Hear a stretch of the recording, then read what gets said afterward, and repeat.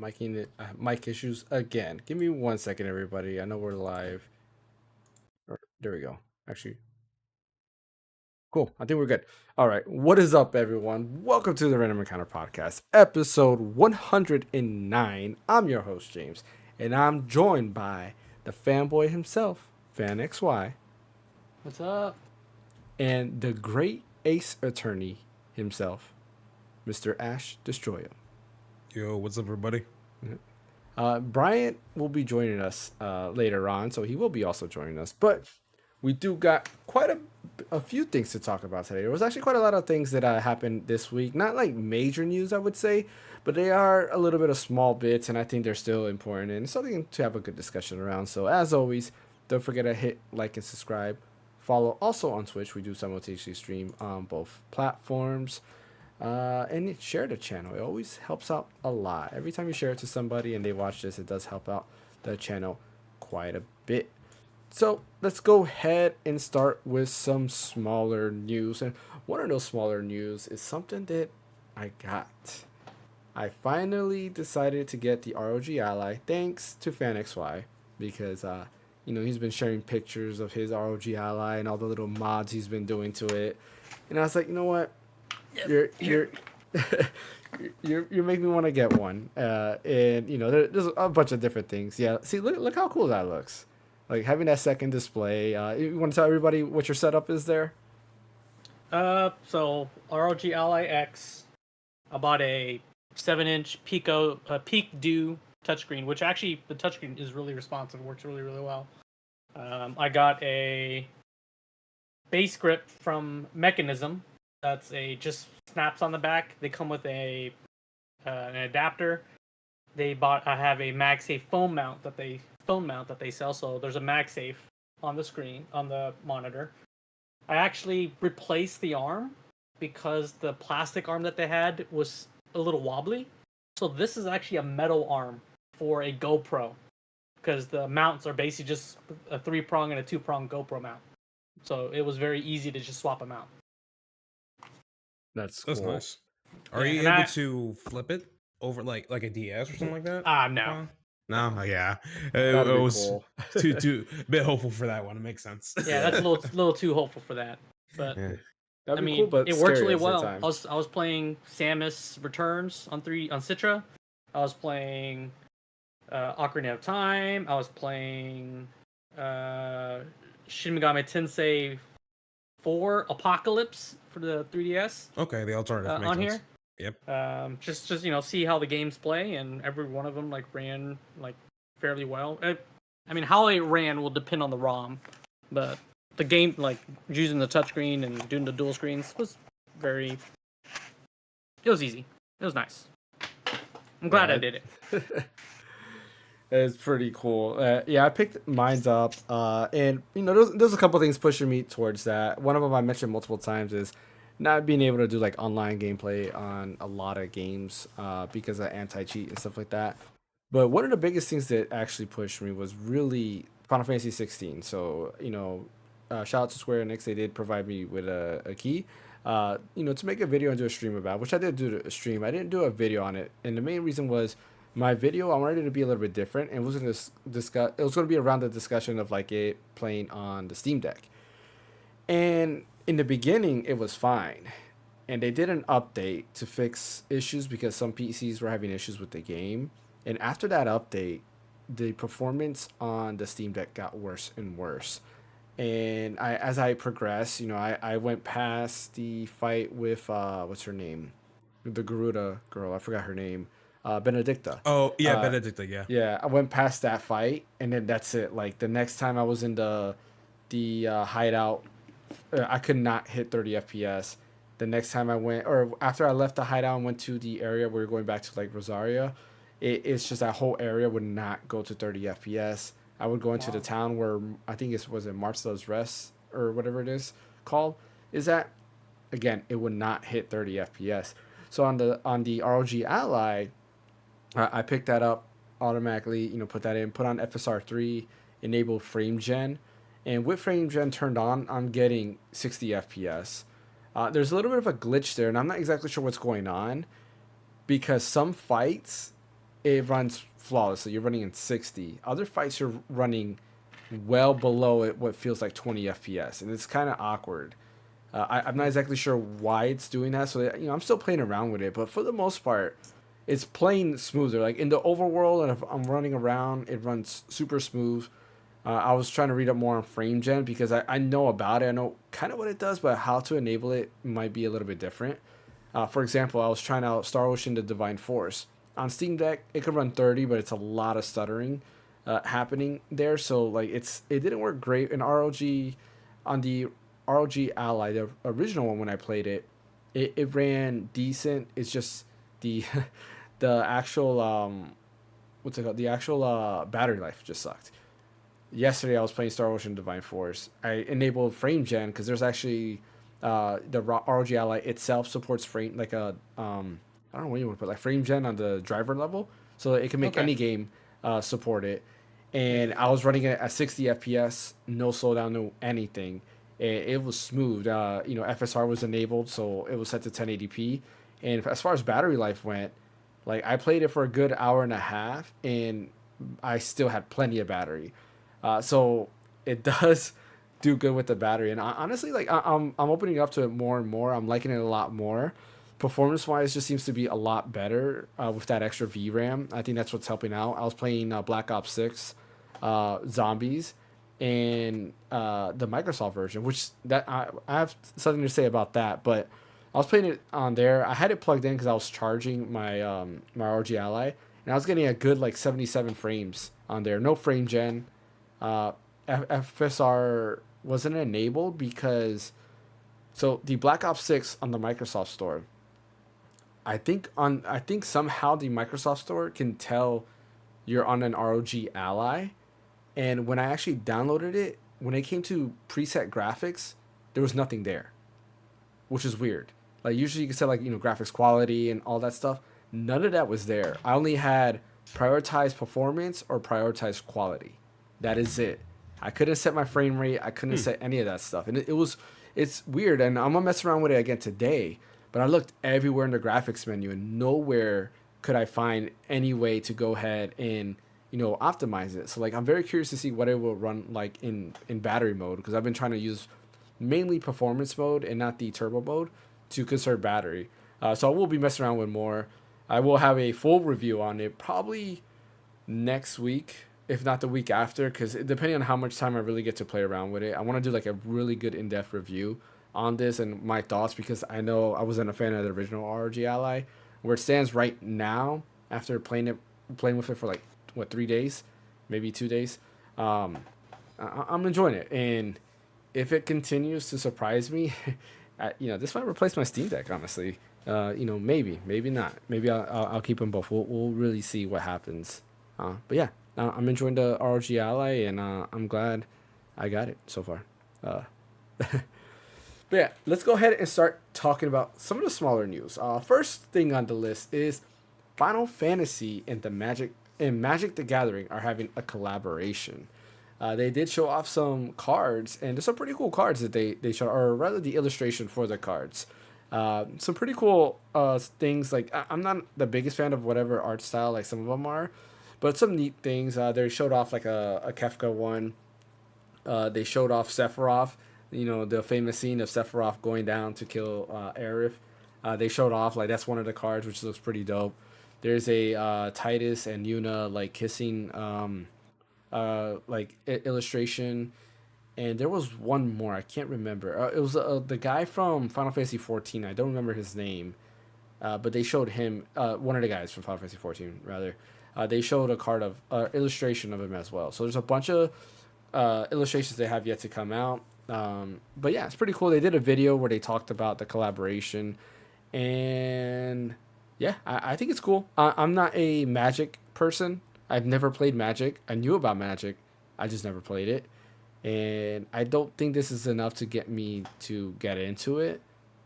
But, part of me kind of wants to get those cards just for the illustration. But what are your thoughts on this? Just for like a collector's, that's kind of cool. Mm-hmm. Just to have, like you can just have it as a display. Yeah, I agree. What about you, Ash? You ever played Magic? I had some of my friends trying to get me to Magic. Hmm. Honestly, I mean, it is a fun card series. I mean, it was there before Yu-Gi-Oh, but the thing was, I just don't have the time to learn it. Yeah, Honestly, I'm going to be alongside with Fan when it comes to collecting the cards and stuff and just having fun with it. So yeah. Yeah, I remember Magic being a popular thing, and I remember one time I went to like a Pokemon tournament for Pokemon cards. This was like when I was a kid, and people were like, "Oh, why are you playing that kitty game? You should be playing Magic." And I was like, Pokemon's cool. Magic sucks." At the time, I was like that, but I know Magic is still around and still very strong. But I'm like you, like the main card game that I play and still go back to every now and then is Yu-Gi-Oh. yep, Part of it's because the anime kind of taught you some of the rules because that first season of the anime they did not go by the rules, but yeah, the seasons after that they kind of went towards the official rule set, and then you kind of understood how to play the card game, and then eventually you found out. And I think the rules are pretty easy. I remember the rules, so I can easily go back to that. Where like the Pokemon trading card game, for example, they've updated the rules, and like some of it I don't even understand. So I'm just like whatever, like forget that. But yeah, I think it's a pretty cool collab. I'm just yeah, I don't know if I want to waste money for on the collector side of things just to have that illustration. yeah. Oh Yeah. yeah. Hmm. I forgot to tell you, James. I did Yeah. send the link of that to that one article that you want to talk about. Okay. Cool. Yeah, I think that I sent to you also in the Discord. Okay. Cool. yeah, I think that's what you were looking for. I think, which makes sense. So, but yeah, Yeah. That is it. cool. Awesome. I'll bring up that web page. But yeah, for our next bit of small news, ukulele. If you're looking at the notes, I spelled it completely wrong because I don't know how it's spelled. But You could replay Lee. I think they're naming it as. yeah, yeah, it's ukulele. Yeah, which is the like upgraded version, I guess you could say, or enhanced version. It's basically a graphics upgrade. They hinted at a new Switch, what it looks like. So when you look at the thing, it says for PS5, Xbox Series S and X, PC, and then it says for Nintendo.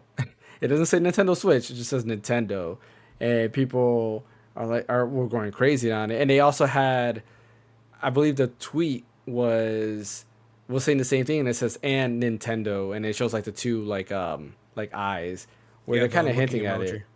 And I believe somebody else also did something, and next the tweet disappeared, and it looks like they closed down the channel. I don't know who it was, but somebody It's for okay. marketing. Do you remember what it was? Yeah, it was a marketing manager and Mm-hmm. stuff, and all he literally did was just reply to the post with a looking emoji to like Yeah, mimic the eyes from the trailer and stuff, and that's literally all he did.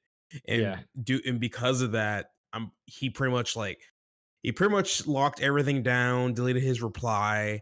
Like there was nothing that really gave away on what this new yeah, Switch was going to be. So it's just this is going to show you how hard Nintendo's trying to keep this crap under wraps. And um I forgot who's making ukulele. It's definitely not rare. It's the leftover rare employees for this company. I forgot what they were called. Who, um, who are they called again? Playtonic. Platonics. Yeah, Platonic. I'm pretty sure they have grown impatient on like releasing the trailer, mainly because they know for a fact they already have the dev kit for the new Switch 2 and everything. So they yeah, wanted to like just get the stuff out there as soon as they can, and trying to go around it by just saying Nintendo, and that's it. yeah, So, yeah, but yeah, it is what it is. Nintendo are just hella strict on what can they do and everything. It's yeah, I think the marketing manager was just treading on thin ice for with that one, if anything, yeah. and he probably got fired too. I won't be surprised. Well, what's funny too is like there was rumors that there was going to be Switch 2 leak on Wednesday, which didn't happen. But or not a leak. I'm sorry. Like a trailer or something like that. An But none of announcement that. or Yeah, a blurb. and none of that happened. I've been saying for the longest. I think sometime in November or December, we'll get some type of like tease for the Switch 2, because I do really feel like they're gonna go ahead and try to do what they did with the regular Nintendo Switch to hype it up. I mean, there's already a lot of hype for the Switch 2, so you really don't need to do much to hype it up more. Everybody wants some type of news, so I think they're fine when it comes to that. But I do see them going ahead and doing the same thing and copying that. But it is kind of cool to see that we do have a Switch 2 game already announced. Back then, with the original Switch, the first Switch game that I could remember being announced was Dragon Quest XI, where they officially said like this was coming to the NX. It was first announced only for the Nintendo Switch before the PS4 and PC version came out first, and then Dragon Quest XI S came out after, and that's where we would get the Switch version from. But that's kind of cool to see that we have at least one game for the new Switch coming out, and I'm pretty sure there's a bunch of other games also coming out. Let me bring up my notes again. I got hidden here. Like a Dragon TV series that came out this week. Has anybody watched that at all? No, I didn't even know it came out this week. Not yet. It's on my watch list. Yeah. So I did watch the first episode. Pretty interesting. I will say this: if you are a fan of the games and the lore in the games, which if you're playing the game, the series anyways, you're probably a fan of the lore. It's very loosely based off the games. So you got the same characters, but it is not a direct retelling of the video game story. There are quite a bit differences. Yeah, to be expected, to be honest with you. So, for me, is the more looser than Fallout. I mean, Fallout, I feel like in that universe, you can kind of do whatever you want. You don't have to follow somebody's story, where this is like, it follows Kiryu Kazuma, right? But so far as episode 1 goes, I do not like his motivation of joining the Yakuza, nor do I like how they handled the character that gave him the Kazuma name.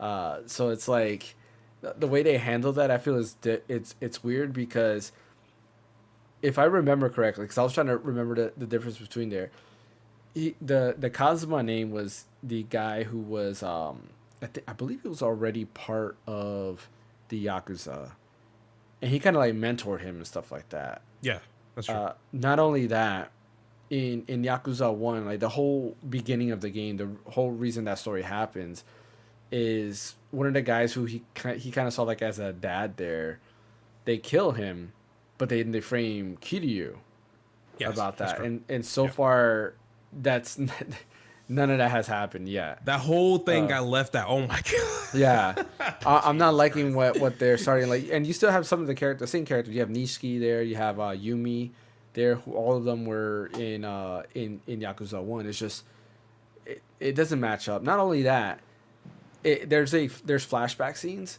and the flashback says, if I remember correctly, because like I was looking at it, it says 1995, where we do know that Yakuza 0 takes place in the 80s, and he's already with the Yakuza. Yeah. So like this is like a younger Kiryu altogether, which is kind of awkward. That kind of bugs me in general, for story reasons. But the other part of it that I'm not a big fan of so far is the action. I feel like they could have done way better with the fighting. It seems very, very stiff. Or not even, I don't know if stiff's the right word, but like fake. Fighting is fake in the movies altogether, but like you can tell that like directly they're not hitting anybody. Like there's one scene where he's holding the guy and he's kicking or like trying to knee him, but you can tell like he's not trying to knee him. I'm like, So let me ask you some questions here. So because if they're going off the story based off like Yakuza 1, not even off of 0, right? Mm-hmm. Like after 0, he already knows like 3 different fighting styles and stuff. Mm-hmm. Does he ever get like a huge item and just smack it on somebody? Like does he ever do that? No, so far no. Well, I mean, I know I'm a bit rushing into things, especially as a first episode. But like, come on, man! Like, this is what makes Yakuza exactly. Stuff, right? So I'm just hoping they implement some of those things into the show. I have a bad feeling that with this Yakuza live action series, they're trying to make it more realistic and to get a new kind of audience into the series, which I don't know if that's going to play out well in the first place, because it's just. I don't know. I don't know what their main goal is. I don't know what their demographic is. I don't know if they're trying to get new fans, or are they trying to get new fans and existing fans? Because so far, it's not working on you so far. Yeah. Yeah. For me, I think the biggest thing would be the action. because the story, there is like kind of a hook to it. It's interesting, especially the way the first episode ends. I was asking my wife, because I was watching with my wife, and she was like, I was asking her like, what do you think about it? And she's like, it's like that. I'm like, oh, okay, but I understand why, because the action scenes again weren't that great. The fight scenes didn't seem that great. So I have yet to see. I mean, the first 3 episodes are out. I want to see episode 2 and 3, and hopefully it gets better. But my biggest issue so far is the fight choreography. I feel like it's really done really bad, and they could have done a lot better. There's a bunch of other shows that do fighting better, and this is a show that's about fighting, and it's not doing good so far. Is it worse than Cowboy Bebop live action fighting? I think so. I think the Okay. Cowboy Bebop That's live pretty bad, action fighting was actually better than this for sure. That's pretty bad too. Because Yeah. they were slow too. Yeah, no, this is like very slow. Like you'll see when you watch the first episode, there's a fight scene in like the arena, and you're like, come on, man. Because the opening is great. The opening gets you kind of hooked. Like, okay, I'm digging this, and then, me being me, I start nitpicking. That didn't happen in the game. Like that's not part of the game. This is how that plays out. It's a Japanese studio, so maybe they just don't have like access to like the talent for that. Like the fight coordinators, or what I mean. Yeah. I mean, I don't know. Maybe. Like I watched like a lot of those fight coordinators that we're used to are all American yeah. or Chinese. But like, there's Korean dramas that I watch all the time, and they have some like there's dramas that are not even like about action. They're like love stories, and they got better fight scenes than this. Japanese studio, right? That's a whole different like country. That's true. So, yeah, it is. But that's what I'm saying. Like maybe the talent, like they don't have that same like portfolio of a fight coordinator in Japan for that. Yeah, or they couldn't afford it. Maybe because Japanese movies. Better, like some of those have probably better fight coordinators, but maybe they just couldn't afford it. I mean, it bothers me a little bit because didn't Sega like funded this? Yeah, Sega did. I was gonna say that. Yeah, because it's I don't know if it came down to what they can afford, because I mean I know Sega doesn't have the most amount of money compared to other studios, but if they're throwing a lot of money into this series, then I'm thinking that they're like underutilizing the talent that they already have for this studio. And I think Amazon is also funding it too. Yeah, so you already got a big ass company already throwing money at you for this Yakuza series, and they're still effing up. Yeah. I feel like no matter how much money you get, if you don't know how to utilize your talent properly, then you're not going to get a good product out of it. Which that's a lot of things that we witness over the years. And you would have figured like they would throw money at it, because after the success of Sonic, you would think they would do it on this, because Yakuza is pretty popular. It's gotten a lot more popular than it was before. Oh yeah. Yeah, but Sonic again was an American studio. Yeah, true. But Sega did fund it still. Yeah, but see, again, American studio. Yeah. Right? Sega may have thrown money at a Japanese studio, but that's like two completely different like perspectives. But right? so Japanese in my head, I'm director looking might at be like viewing it like, oh, I'm gonna do it this way, but like, maybe, since the game, like you said, it's all like action oriented, they probably should have went with a different studio. Yeah. Yeah, because I guess in my head, the way I'm looking at it is like, if I'm funding somebody, and like, regardless of the studio, I'll be like, look, I want my action to be like John Wick, or like, something like that. In my head, that's what I'm thinking. Like, and if I come and see this, I'm like, no, this is not how John Wick does it. Let me get somebody who's better. But I don't know. Maybe they didn't even really oversee it. It just gave him the paycheck and be like, here, do it. It's possible. They could have done that. Like, here's a blank check. Yeah. Which is not, in my opinion, the way to go. Another thing to look at too is who was the director when doing the series and stuff. Like, if none of the Yakuza like game directors were even involved with that, then there's your first problem right there. You probably want one of them at least involved with that TV series and stuff. Yeah. So well, I know the creator of Yakuza, he left after 7, and he's working with Tencent, I believe. So like Tencent hired him, and he created a brand new studio with them. So somebody else is in charge, but I don't know. Maybe they did not go ahead and look at that. What's up, Bryant? What is up with you guys? None of you have the Halloween spirit. I mean, I guess Ash has his orange Dragon Ball shirt on, but Yeah, you guys are lagging. my Halloween spirit's right here. It's a beanie. um, we're talking about Like a Dragon, the Yakuza TV series. Did you watch the first episode yet, or at least any of the episodes? No, I heard it was really bad, so I didn't even bother. I was kind of interested in watching it, but the review is bad.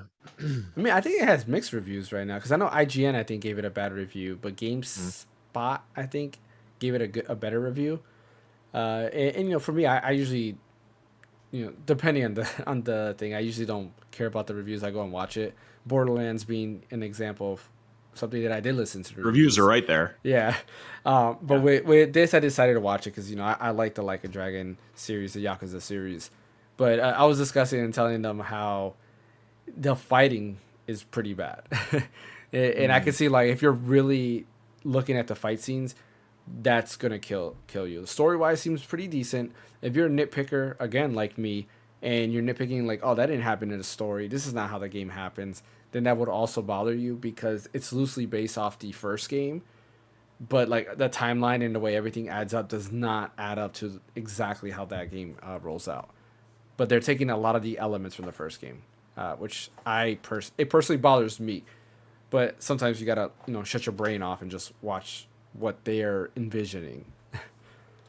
Is it involved with like the Like a Dragon timeline or no? Like is what's his name in it? It won't. No, it won't be. I don't know who you're talking about. Ichiban? Ichiban. No, it's the Okay. first Yakuza game. So Okay. Yakuza Kiwami.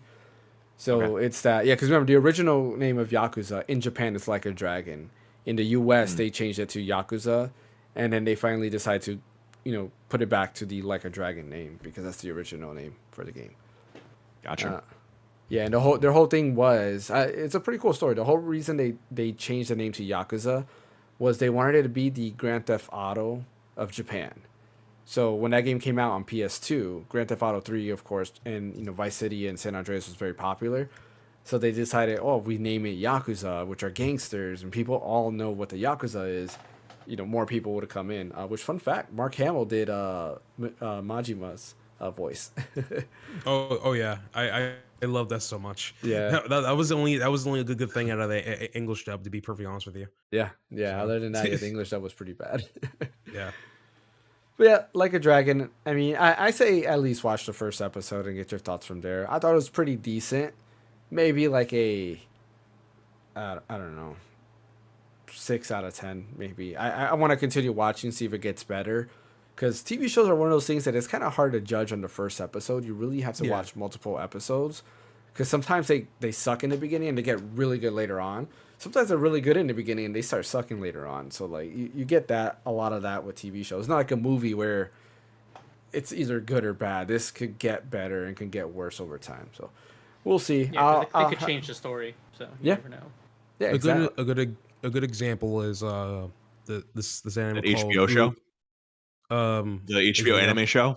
Yeah. Yeah, That it was Max it was a anime show? maki. Yeah. Yeah, it was a Mhm. Oh, maki by Junji Ito. yeah. At first, it was doing great, but later on, it just started getting more shit and shit when it comes to the animation quality and overall quality itself. So Yeah. Uzumaki is just like that. But with Yakuza, it could start out as shit, but actually become better over time. So Yeah. it all depends. It's possible. Yeah. We'll see. We'll see.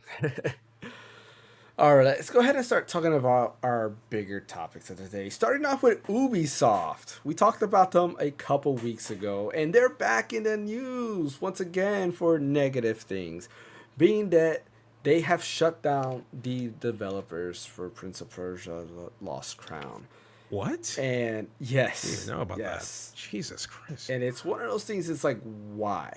Well, according to the higher ups at Prince of Persia, it just did not make enough money. Not too many people bought it, and they felt that didn't have the success they wanted.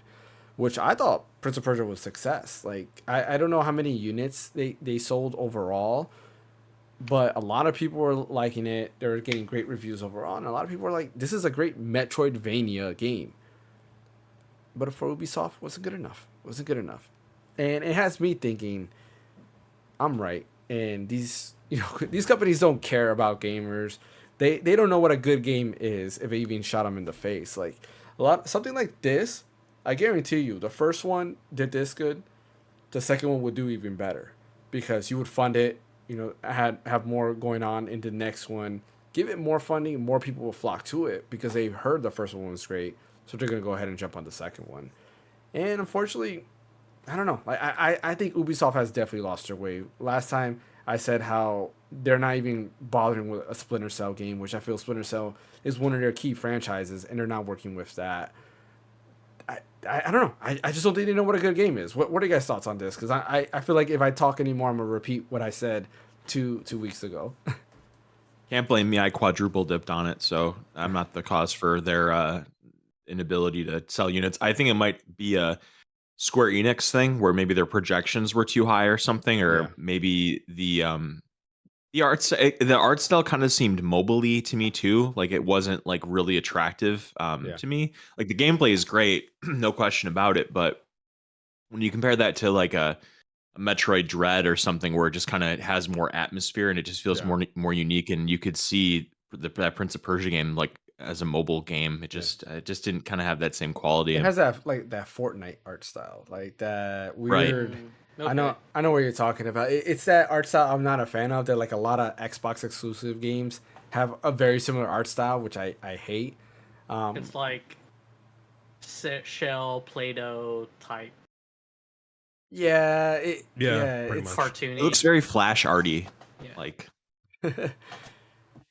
yeah, that it has a.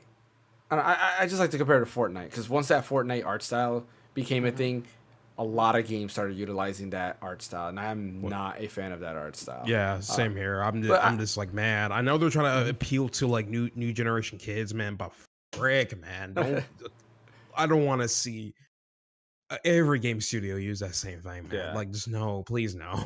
I think. Yeah, go ahead. Well, I looked it up, and it looks like the game only sold 1 million copies and it had $15 million in revenue. So I don't know if that's all profit when it says 15 million in revenue. Yeah. Wait, repeat that again. It says, according to Insider Gaming, Lost Crown made 15 million in revenue with over 300,000 players within the first month and sold over 1 million copies. Oh, okay. If you want to compare that to like Metroid, Dread, they sold 3 million copies, so 3 times as much. Compared to Lost Crown. So I wonder if that's what they're kind of using as a baseline, as like, hey, it didn't do as well as we thought it was, just because Metroid Dread is like very similar style game. It's a Metroidvania. Yeah. But it only did like a third. When is that for that report?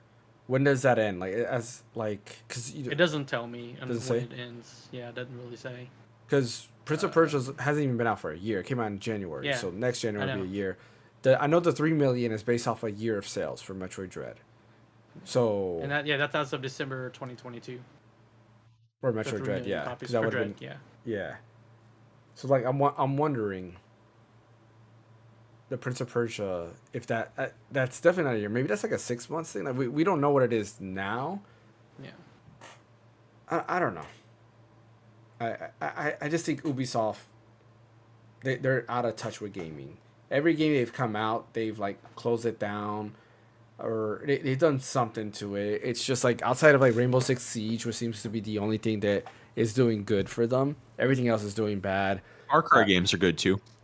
Far Cry, yeah. Well, when was the last Far Cry game? That was 6, right? 6. Yeah, it was 6. When did that come out?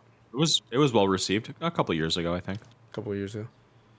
Yeah. Okay. That's you're right though. Other than that though, Far Cry and what was it? What would you say? Rainbow Six Siege. Rainbow Six Siege. Besides those, the only good thing is I don't know if you have this in the show notes or not, but new Rayman game, which I'm very excited about that. Which is there is a new Rayman game in development, but wasn't there a studio that was working on that also got shut down? Or a new Rayman game, yeah. It sounds familiar, yeah. Yeah, because I'm pretty sure, and I was trying to look for it, and I couldn't find it, which is why I did not put that in the notes there, because there was something that there was a studio working on the new Rayman game that got shut down. I don't know what studio it is, but it's something else too, like Rayman. I would assume that they see the success to like Astrobot, why wouldn't you put money into Rayman? Because a lot of people do like Rayman. They enjoyed Rayman Legends and what was the other Rayman game? Or Origins. Yes, Rayman Origins. They enjoyed those two games quite a bit. Rayman is something that a lot of people do like, and they should, continue to develop Rayman games because people do like that. The Kingdom Battle games, the Sparks of Hope on Switch and Kingdom Battle on Yeah. Switch as well. Those, I mean, Rayman is only in the second one, but those characters are Rayman adjacent. You know, the what do you call them? The rabbits. Rabbids. Minions. Yeah, Yeah. They're basically minions. Yeah. they're basically minions. But there's that, and also what was the other thing? The guy who did the Rayman, or I'm sorry, the Mario plus Rabbids game, like the head of that studio, he left. He left.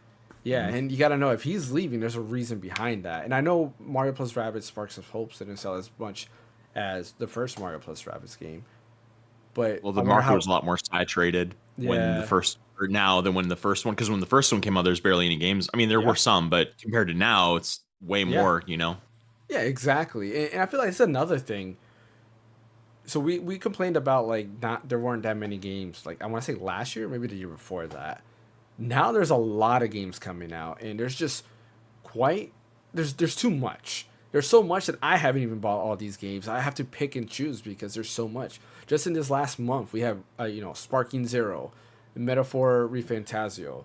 You have Saga that just came out this week, Sonic Cross Generations, Black Ops 6.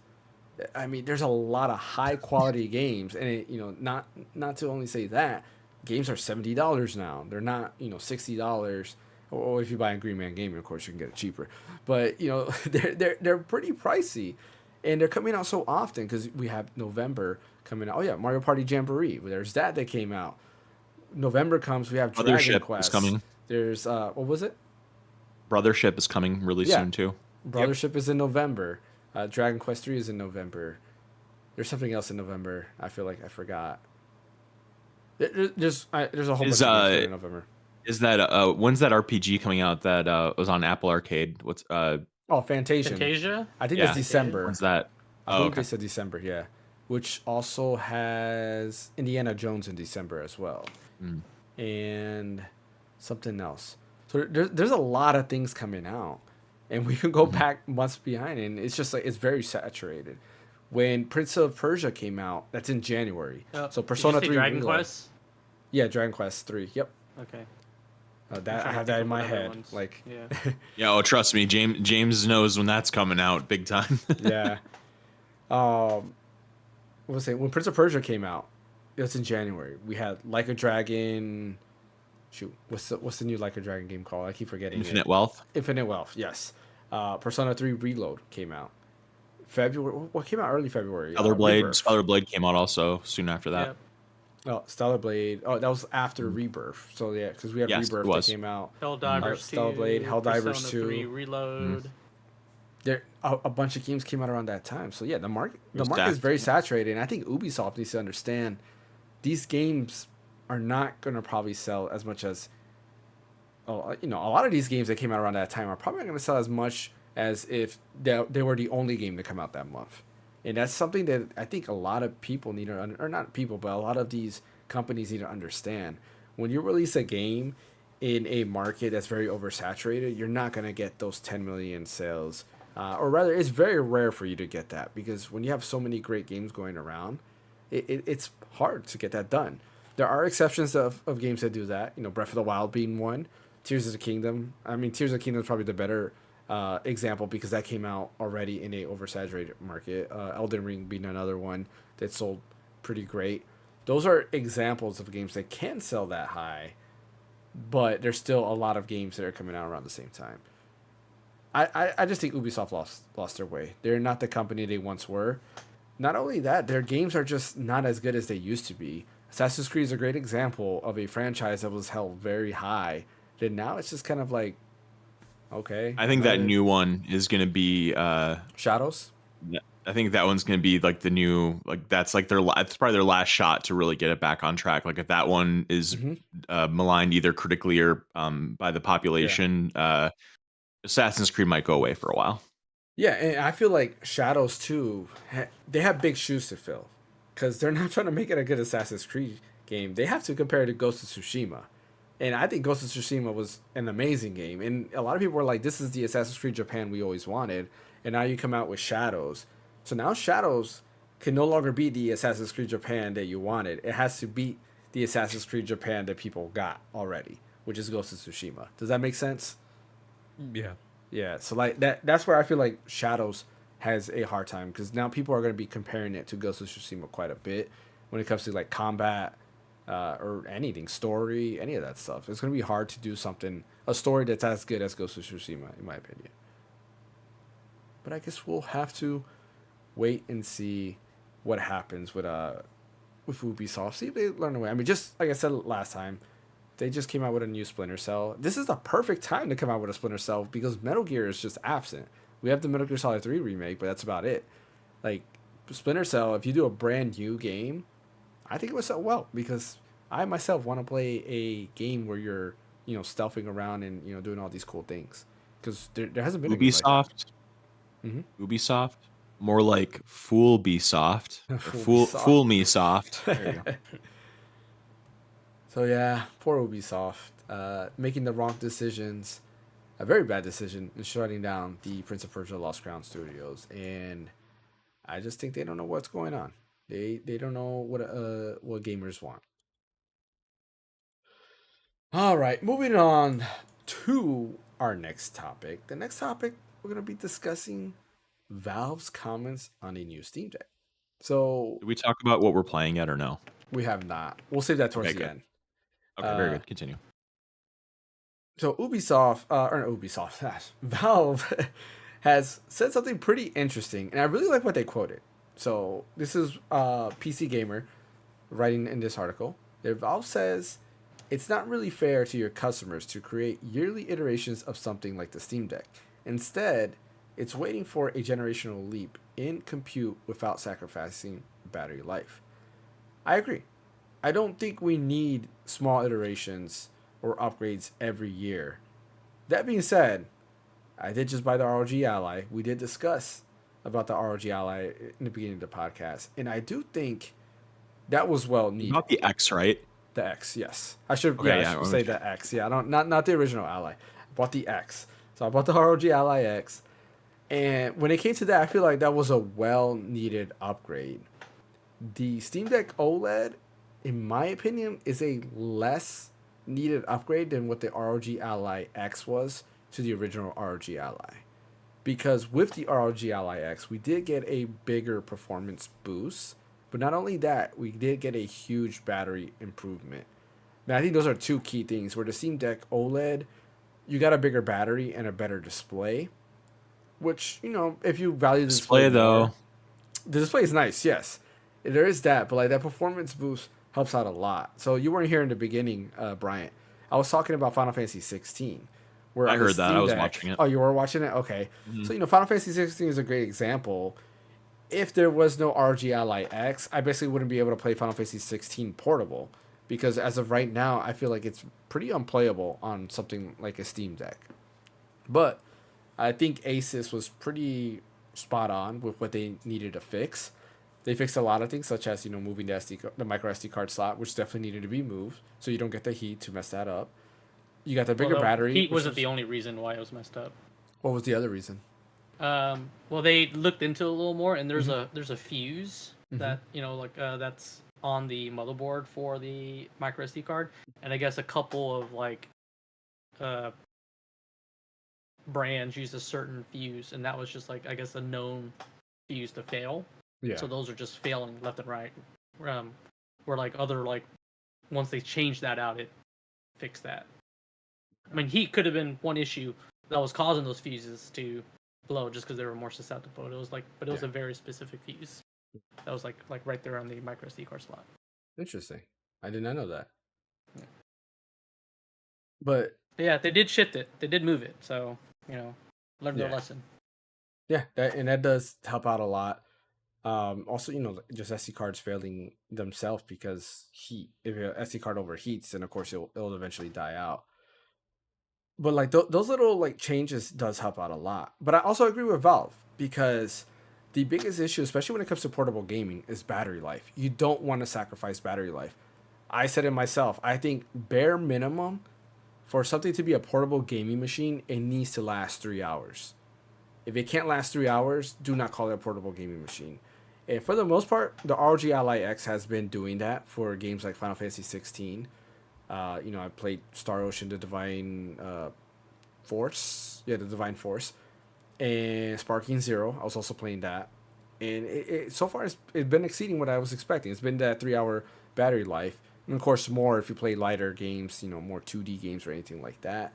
I also agree, like, with the Steam Deck. Steam Deck, my biggest thing when I compare both the original ROG Ally and the Steam Deck and why I preferred the Steam Deck was battery life.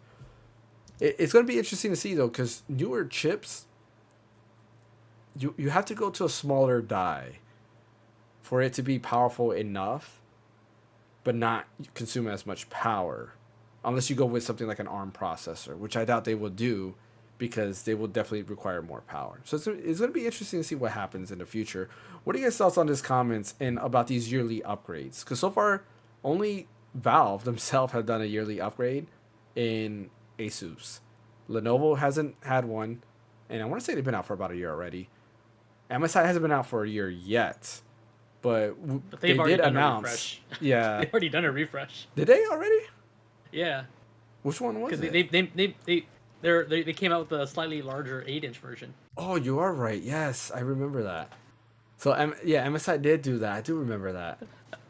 But that's Damn, that's that about was, it. That was fast. Yeah, and And MSI yeah, hasn't been out for the original claw wasn't even out 6 months, and they came out with a larger 8-inch version. Yeah, that MSI one is supposed to be pretty gnarly. the MSI is kind of. Let me see if they even have it here. Yeah, about the Claw series. No, it's not even on here.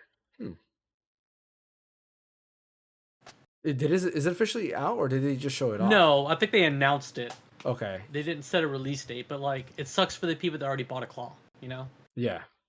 Like 6 months later, then like MSI announced another claw that's like slightly larger and supposedly fixes whatever problems the original claw had. So it just again reiterates Valve's whole point.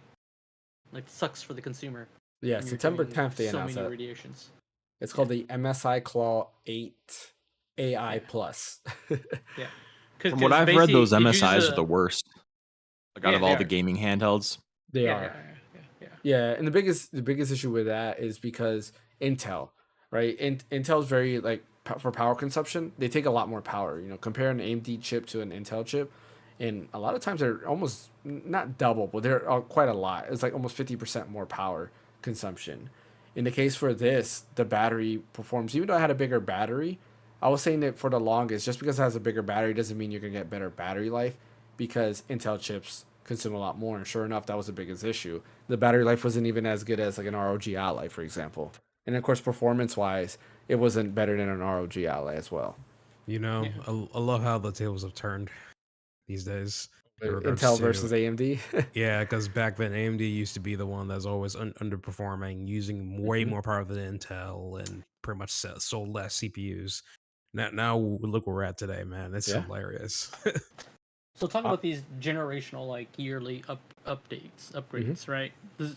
So the Z2 Extreme is supposedly coming out sometime next year. Yeah.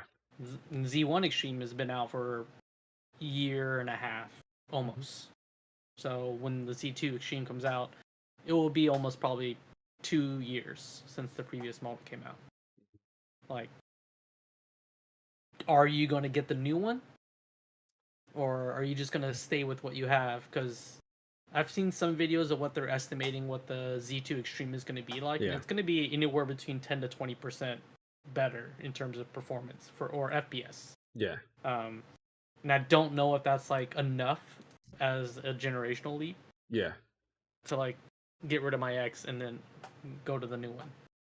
Like, if I'm only going to get like 5-6 frames more, what's the point? Yeah. I agree with that. Like, I think for me, what it boils down to is, battery life. How much is power consumption going to be? And especially if you're only getting 6 frames better, like, am I going to sacrifice battery life for 6 extra frames for a portable machine, no. Like, I can care less about that. I do think the X, as of right now, is the definitive, like, portable gaming Windows handheld. Because it has everything you want. You have an extra USB-C port for, you know, a USB-C dock, which will help out a lot. Because now you don't have to buy the XG Mobile, which I know for the longest time you were looking for one fan. Now you could just use any, you know, USB-C dock and plug in a GPU to that, and there you go. You have a great gaming PC, because the Z1 Extreme is very capable on the CPU market. You just would need a better GPU, and you have a great, you know, desktop machine right there.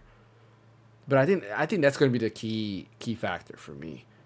Even if you added like Hall effect sticks, which the ROG Ally X does not have, it would need to do more in terms of the battery side of things. That's where you I'm can going upgrade with that. those. Goalie Kit already has kits for it. For the ROG Ally, Yeah, the X. Yeah. I'm gonna have to do that. Maybe not.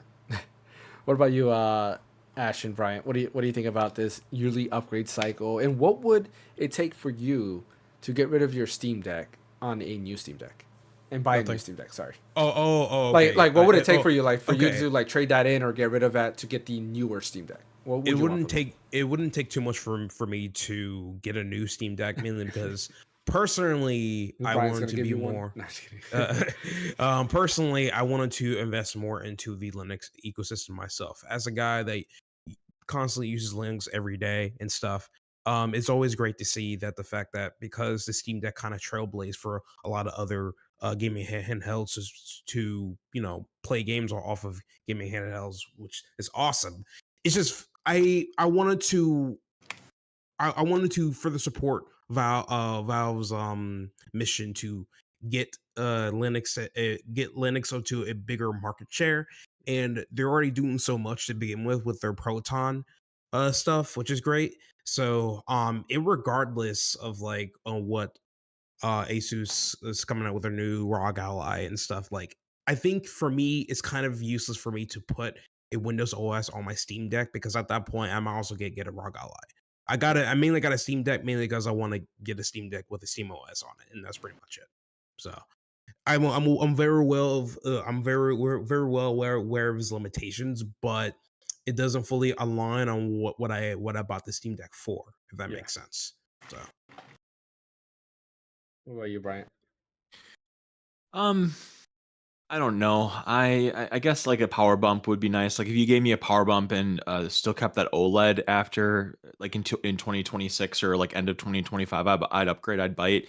But if they gave me like a power upgrade and no OLED, I probably wouldn't. Like OLED is pretty make or break for me. Like I would consider a ROG Ally X just to have Windows accessible, but I just wish that they could optimize Windows a little bit better for gaming or whatever. But yeah, I think that Asus and Valve have the right mindset when it comes to HOF, and they should be updating these things, because if they just release update after update after update, they're gonna oversaturate it, and it's gonna be the end of a good thing. Because what makes the devices cool is that there aren't many of them, but they come in different flavors. If you want this thing, you get the Asus. If you want the little joystick things, you get the Lenovo. If you want a piece of garbage, you get the MSI.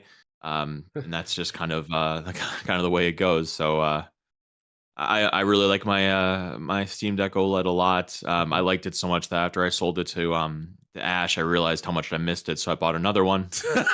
and That's hilarious. yeah, and there was a part of me that I see you guys with your Asus ROG Allies, and I'm just like, or X's, ROG Ally X's, Yeah. and I just like, oh man, I would love to have another one of those things, but I don't know, maybe if a nice Black Friday sale comes along, maybe I'll get one. Who knows? Yeah, I mean, I think having these two machines, I think I'm also set. And if an ROG Ally 2 were to come out and it had a Z2 Extreme chip, but I only got an extra, 7 frames per second or whatever, I think 10 frames would probably be the bare minimum I would want for an upgrade. But I don't even think that would be that great. Like I would want something a little bit better than that. And battery life, like if you could give me some amazing battery life, if they came out with an ROG Ally 2, excuse me, and then I had let's say five frames boost, but they said the new ROG Ally 2 with its more efficient chip, I can get 10 hours of battery life on Final Fantasy 16. I would probably buy it. But that's not going to happen because there's no way that this is going to be possible. Not with today's technology, at least. But that's the bare minimum what I'm looking at. I don't think there's anything else that would like want me to get something new. I think Valve, if anything, Valve is in a great position to definitely wait for a Steam Deck 2 because they definitely have they're weaker and quite a bit weaker than the ROG Ally X. So when a Steam Deck 2 comes out, it can be 50% better than an ROG Ally X, and people will upgrade to that because it's still a Steam Deck machine. You know what you're getting with that. And then, of course, they can add other features, right? They can make it a 1080p screen, OLED, put VRR on there, all these great things to a Steam Deck 2. And if they can keep it priced competitively, I think they would sell like crazy. I know for me, I would buy a Steam Deck 2 if they did all of that. Would you guys agree? Oh yeah, absolutely. Like imagine that Hall effect sensors, 1080p display, 50% more powerful than an RG Ally X. Probably up the RAM, right? To maybe 24 gigs of RAM. Did I say VRR display already? Yeah, I think you I did. Okay. Support FSR3 and frame generation. Like I think that's enough to get a lot of people to go ahead and just buy a Steam Deck 2. I think it mainly also depends on what people want out of the console. So, like for example, earlier you were telling me that you could even play multiplayer for Sparking Zero on the Steam Deck because it just wouldn't let you. And if you were able to play able to play off of the Windows OS, you wouldn't have no problem with it. But since it's on Linux with the Steam OS, I'm pretty sure there was something along the lines that there was like some sort of anti cheat that was baked into the multiplayer. So because of that, the code logic was saying, "Oh, this is a different OS. We can't trust this particular machine to play online or something like that, right?" So I think, despite the fact if the Steam Deck comes out to be a lot more stronger than the next ROG Ally, I think it boils down to on how much Valve was able to get done in regards to, hey, you're able to play more of these games now, and you're able to play more online stuff with this and everything. Because regardless, even if the next ROG Ally is weaker than the Steam Deck, it still has the Windows OS to back it up, and you can pretty much play anything on that compared to the Steam Deck, right? So I think that's what it really comes down to is what can you play and what you cannot play. What are you sacrificing when you're going from the ROG Ally to the Steam Deck? And for me, I'm not really sacrificing that much because I'm mainly a guy that loves single player games and stuff. So I'm not really worried too much about that. Yeah, I mean, for me, I mainly love single player games too. But again, I couldn't enjoy Final Fantasy 16. And that was kind of like bothered me for the longest time. I still gotta mess with it because, like I said, some fights I don't get 60, even though the counter saying 60. I did find out though, with frame generation turned on, Asus on their little support article says not to have your hardware monitor turned on, because if you have the hardware monitor turned on, it affects the way frame generation works, and you won't get the 60 FPS. Interesting. So I was kind of weird. Like in my head, I'm like, are you just trying to trick me and make me think that that's what I'm seeing? But no, sure enough, playing Star Ocean, I shut it off and did their driver built-in frame generation, and that's exactly what happened. It ran 60. I did not get any of the slowdowns that I was getting when it was turned on. So that was kind of cool, and I was able to play that no problem. I don't think that works with 16 because 16 has it built into the game itself. So I don't assume it's the same, but I need to read up more on how exactly frame generation works because I feel like I'm missing something, and maybe that's why Final Fantasy 16 is not working properly. The biggest thing you have to look at is when you're using a driver built-in frame generation is that it's pretty much going to like work with a lot of games and stuff because it's pretty much driver level at that point. Yeah. For FF16 with their frame generation, they have to pretty much code it in, and it could be similar to the fact that they didn't code it properly. Yeah. For the PC port, which is why we're getting even worse performance. Even on my 3080, I'm getting worse performance using frame gen on it. So it's Okay. it's mainly dependent on how the developer put the frame generation code into their PC game. So that's pretty much it from there. Okay, so it's not just me. Yeah, I mean 16. Unfortunately, it's a mess on PC, which is kind of sad. Yeah, I I really agree. want to I really want to finish it. I didn't think about doing this, but I might try shutting off the in-game built frame generation and see if I can use the ROG Allies version, the driver level, and see if that does any better. Because I Yeah, didn't try yeah, that aim yet. for it. Yeah, Yeah, you're probably going to yield better results with the driver frame yeah, gen compared to the built-in in-game one. So yeah, definitely try that out and let us know about it. yeah. Definitely. I'll tell you this too. 16 looks way better on the ROG Ally than the Steam Deck. Like graphically, I would agree. Yeah. I was impressed. I didn't think it was going to be that big because I'm still using FSR on both of them. Mhm. But I guess because it's 1080p, it doesn't have to go as low, and because of course it'd be more powerful, it just everything looks better. Mhm. Where on the Steam Deck it would get very pixelated because it had to go really far down to try to like pick up for performance.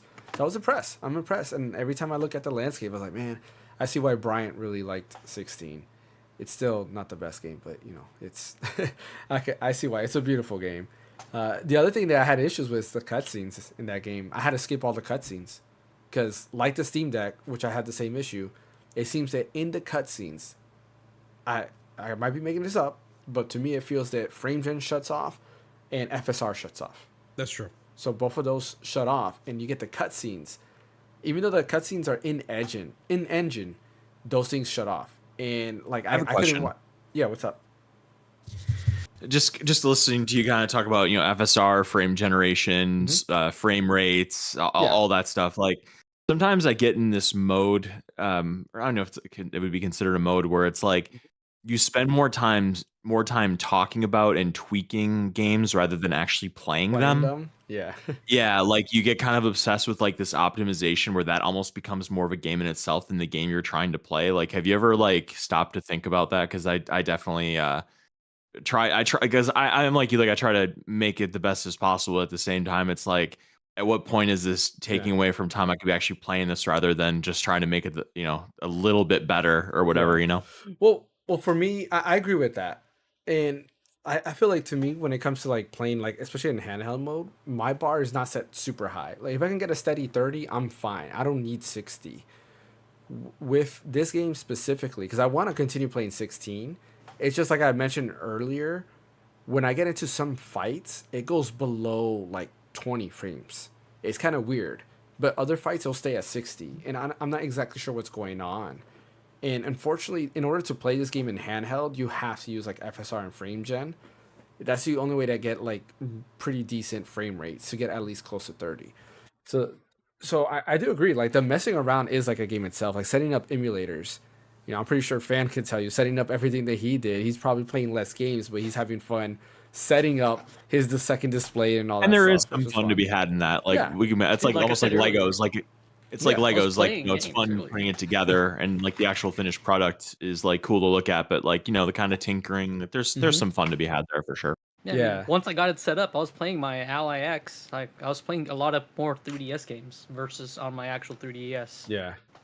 No, I just want 16 to work. I just want to play it and finally beat it, so then I can see if my mind has changed on the game. That's really You what I'm wouldn't say doing. if it did anyways. You're too dug in at this point. You wouldn't No, say you I, changed I your mind. would. I would say we would have a podcast episode just to say I was wrong. And I would make Wow. a video. I would make a video actually saying I was wrong about Final Fantasy Wow. 16. Okay. Yeah.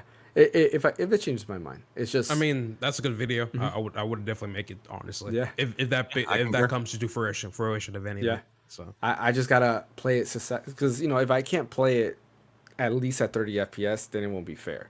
I need to play it spot on, and it just throws you out. I'll try to record a video of me playing the game, and I'll show you guys exactly what I mean, so you can see what I mean in the slowdown. Because it might sound like I'm being picky, but no, the slowdown it's like I'm trying to think.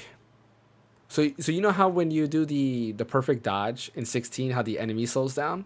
yeah. So picture that, but Clive being that slow instead. Like that's exactly what happens. And yeah, it becomes unplayable because you're hitting the button and you're like, all right, hit the sword already. Come on, let it go. But it's not all the time. It's just random, and it's only in battle. The actual game outside of battle works perfectly fine. So weird bug there. I'm not exactly sure what's going on. Is it considered Steam Deck verified or no? It's not. No. Is it yellow? No, it's nothing. It's Unsupported. Crossed out, yeah, unsupported. it's Gotcha. unsupported. Yeah. Where or I don't think, is it unsupported? I thought it's It says Playable? unsupported. does it say? Okay, I thought it was the Unsupported. other thing where it's like a question mark. Like That's they don't know. quite okay. Because Yeah. playable is It- yellow, green is verified, and then cross is unsupported. It was look probably right like now. that at the beginning when they first Yeah. released onto Steam, but later on, I guess more data came in saying that it was unsupported, which that's a bit weird because you're able to play it on your Steam Deck initially Yeah. before, so I'm confused about that part. Yeah, the game's graphic settings cannot be configured to run well on the Steam Deck. That's 100% accurate. That's their little footnote for it being unsupported. Right. I agree with that 100%. Which is part of the reason I got the ROG Ally X. So we'll see. I'll give an update next week as I play with it more this week and hopefully get the game to run good. I'm gonna try that out, and if that changes things, then I will play. Because I was playing it last night. I played it the night before, but most of it was just configuring around. All right, moving on to our last topic of the day. We are going to go ahead and discuss video game preservation. So, what are they called? The Video Game History Foundation. They had filed for an exemption to the Digital Millennium Copyright Act to go ahead and allow libraries and archives to offer remote digital access to out-of-market video games for verified researchers, meaning like games that are no longer being made, games that you can't really buy on the market, to it be available through like archives.org or anything like that, so that people can get a hold of it. But they would have to be, of course, verified researchers. So, you could just say, I'm getting this game for research purposes, right? And they were denied. It was denied, and they will not be adding that. And it kind of sucks because if you don't know what the Video Game History Foundation is, they're basically trying to build a library so that people could kind of have all these old games available to play. And it's something that I really feel that needs to happen. There's a lot of great older games, especially a lot of older licensed games that are still pretty fun to play that you can't really get anymore. Marvel vs. Capcom was like that for a very long time until this collection came out. But there's other games out there. I remember, I don't know if you guys played this, but the Super Nintendo and Sega Genesis, they had some Power Rangers games that I was playing recently, and they're still pretty fun. They're beat 'em up style games, right? So side-scroller beat 'em ups, and they're very fun games. We have a new Power Ranger game coming out, which is kind of like in line with what those old Power Ranger games were. But those are games that nobody can play today. They're kind of like gone forever. If you don't emulate them, yeah, you're lost to history. And it's kind of sad to see that, I don't know, like, this is not coming to be, right? This is not going to be something that they're going to make an exemption on. I feel like it does need to be an exemption. But they did say, the Video Game Foundation did say they're not done fighting. Here's an article, here's a quote, tweet from an article in IGN. It says, and in fact, the Video Game History Foundation, which worked together with the SPN on the proposed amendment, has issued a statement expressing pride in the work of advocacy groups did throughout the process, indicating it's not giving up.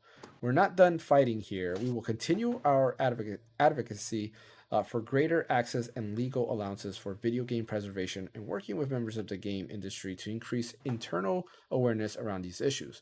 We encourage members of the game industry who are disappointed by the Copyright Office's decision to ask their leadership to push for greater support for the work of libraries and archives within their industry groups. I mean, what are you guys' thoughts on this?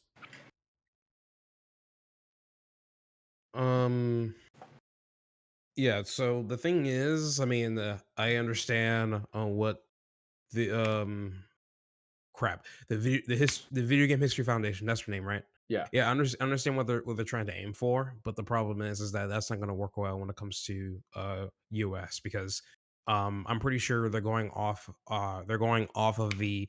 Now, I know they said that, hey, this violates copyright laws and so on and so forth, but the thing was, I'm pretty sure they're going off the precedent that this can cause potential piracy, if that makes sense, right? Mm-hmm. So it's not. I feel like I know they say they're not going to give up, but I'm pretty sure they're going to be wasting more money than they're going to when it comes to keep fighting for this to happen. But I just don't think it's never going to come to fruition. I mean, I know I know I'm sounding hella cynical about this because like I'm a person that that advocates for that kind of stuff, but it's just there's a lot of things that there's probably like being played into this role. Like for example, I'm pretty sure there's a lot of lobbyists and like different companies are like funding them to like not have this happen in the first place. Which Yeah. I'm like, there you go. Capitalism is pretty much preventing the preservation of games. Like, I'm not surprised about that.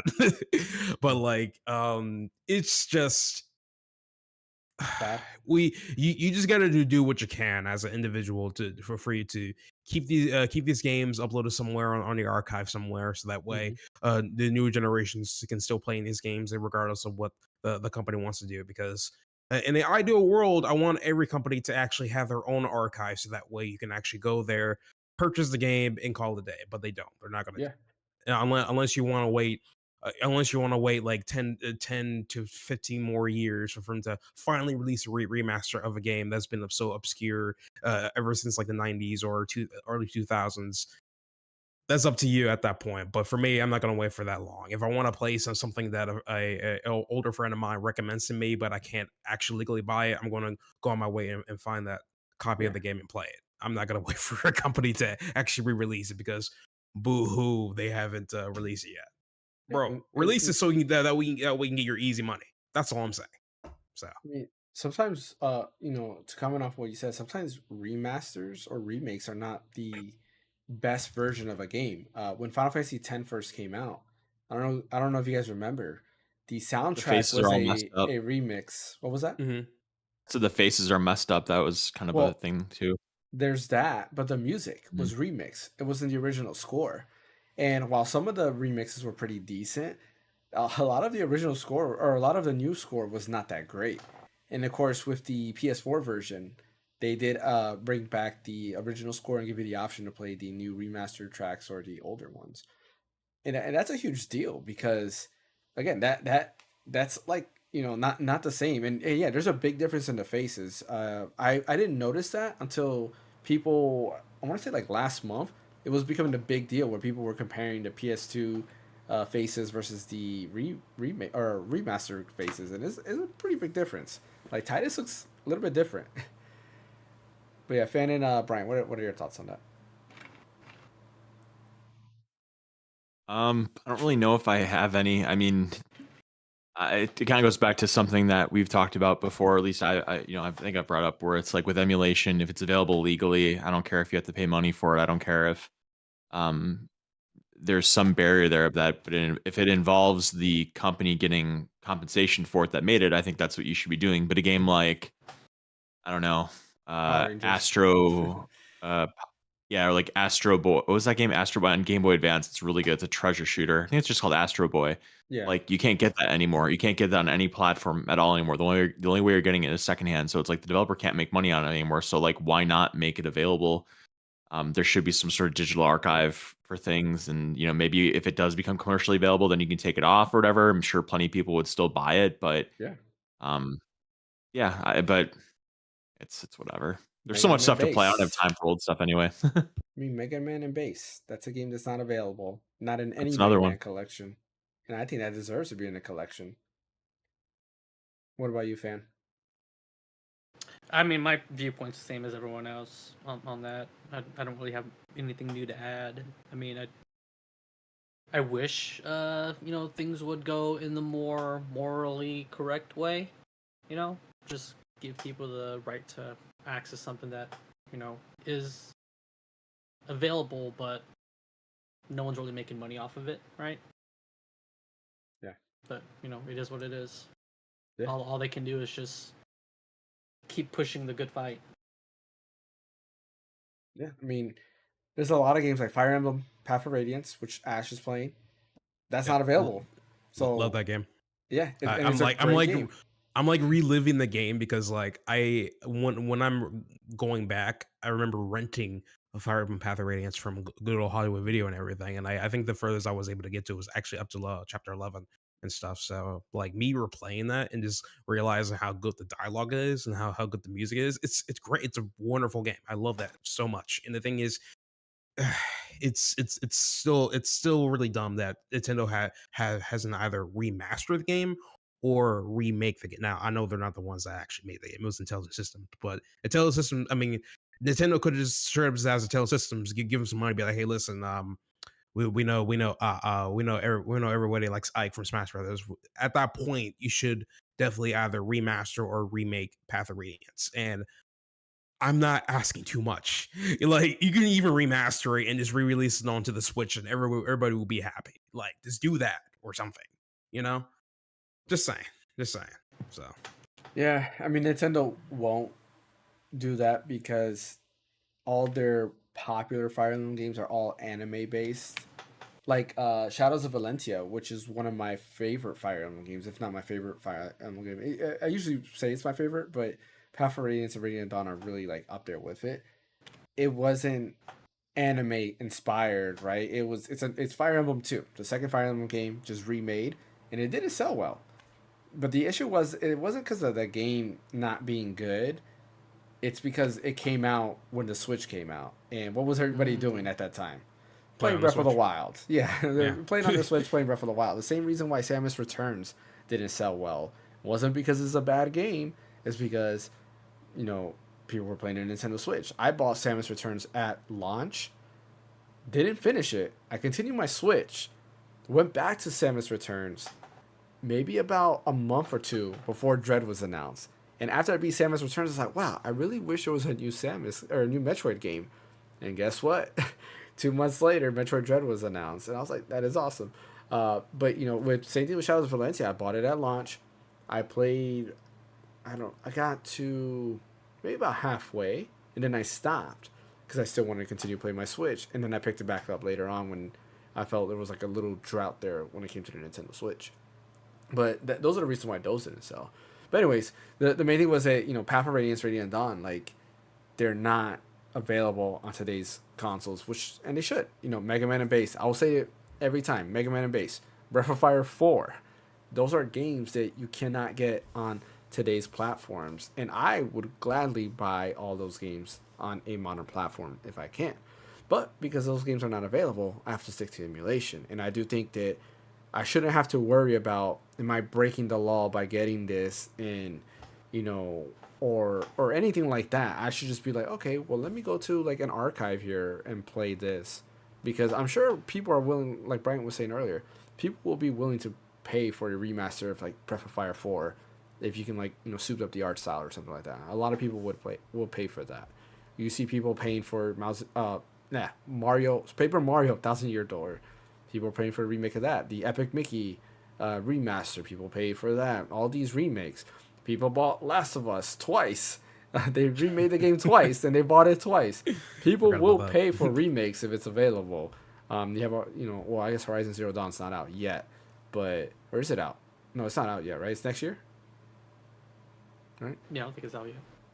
Okay, well, whenever that comes out, I mean, I guess people will buy it. I hope they will, I guess, kind of, but I assume people will buy it. But yeah, it's kind of sad to see, and we'll see what happens to the future of gaming and video game preservation. Maybe Nintendo will copyright the terms video game preservation, and they'll be all in the Nintendo Museum, so you'll have to fly to Japan to play any old Nintendo game.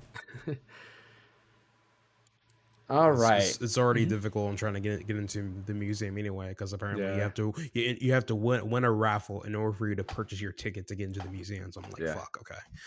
I would love to Whatever. I would love to go to that museum. It was pretty Yeah. awesome. Weren't people doing something like on the museum too? Like, wasn't there like an article that they were doing something crazy, like unplugging the machines or something? Which I don't know this is true, but there were like specifically targeting foreigners that were doing this. So apparently there were some of them that were trying to go at the back and try to see if some of the games were like being emulated and stuff, which I'm like, why are you doing that? And there's this other thing they were doing too, which I'm like, bro, again, why are you doing that? Why for the gazillion time you're making foreigners look bad in Japan. Please stop. Let's just go to the museum and look at the shit and have fun. Don't try to like experience or don't try to like experiment shit. Like, don't do that, please. You want a raffle to this place and you decided to ruin it with that. Like, come on, man.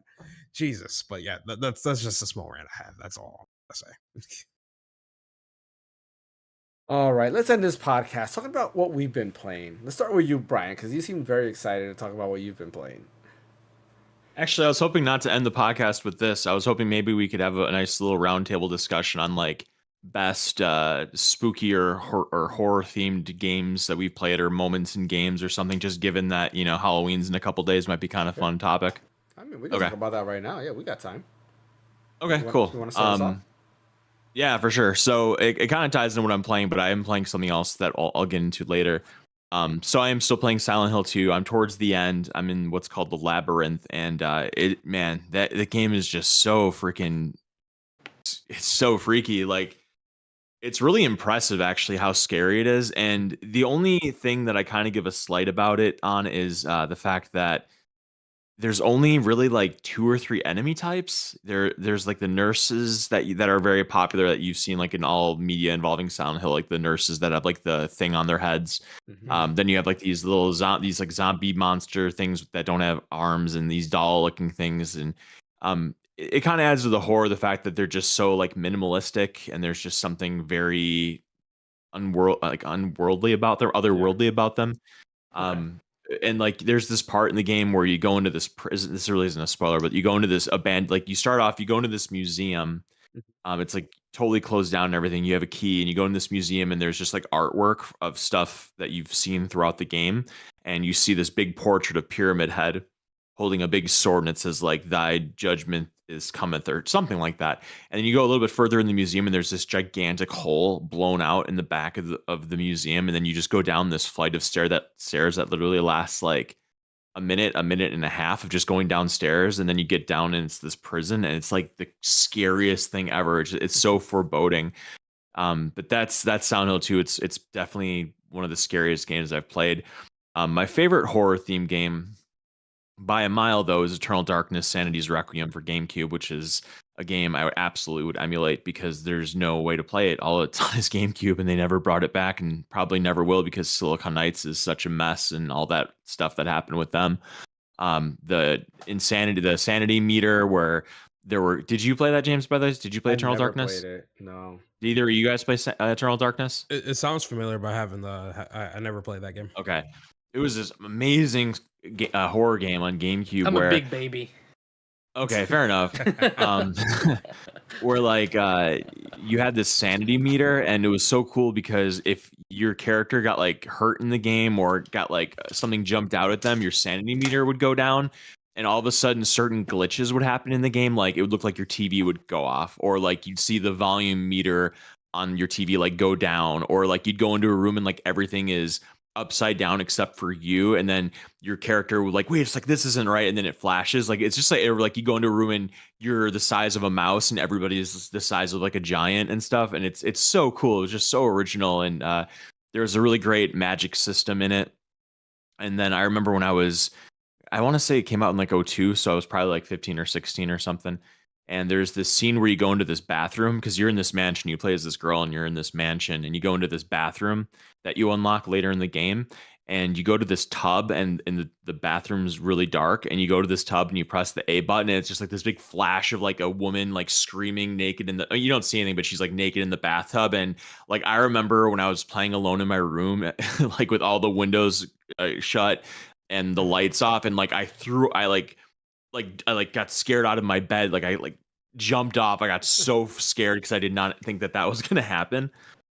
So Eternal Darkness was absolutely fan. It's in my top 10.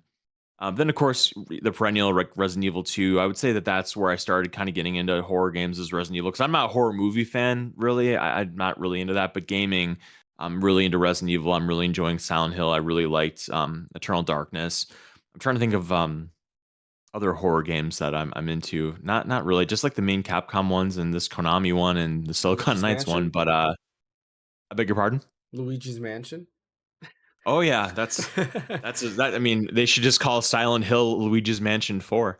Yeah, there you go. Honestly, No, Luigi's Mansion's great too. honestly, I feel like the first one was only close to scary. The two and three, no, Yeah. I can't. Yeah, I don't think that game actually affects the actual TV. It makes it like simulated, right? It doesn't. It can't affect the TV, right? There's somebody asking on YouTube. I don't think so. If like what like the sanity stuff Yeah, that affects because the TV. No, it just they're saying that's really yeah, cool. it just I didn't know looks it like affected it. the TV. Yeah. Yeah, it just looks like it. Like it shows the volume bar, and it's because if you did it today, it wouldn't work as well because the volume bar looks like a very like early aughts volume bar. It doesn't look like what volume bars look like right now, but Yeah. it does look very convincing. Or like my favorite one is you go into a room and your sanity meter's low, and all of a sudden it flashes to the like the loading screen, and it says like memory card corrupted, and like you lost your save. Oh It's man. really, but you really didn't. It's just all a show, and it's just very funny. Kind of like Metal Gear Solid 2, right? Yeah, You know, very towards much the like end. that. Yeah. Mhm. Yeah, because that I'll never forget playing through, and I was wondering, like, is this like glitched up? Like, what's going on here? Or Metal Gear Solid 3.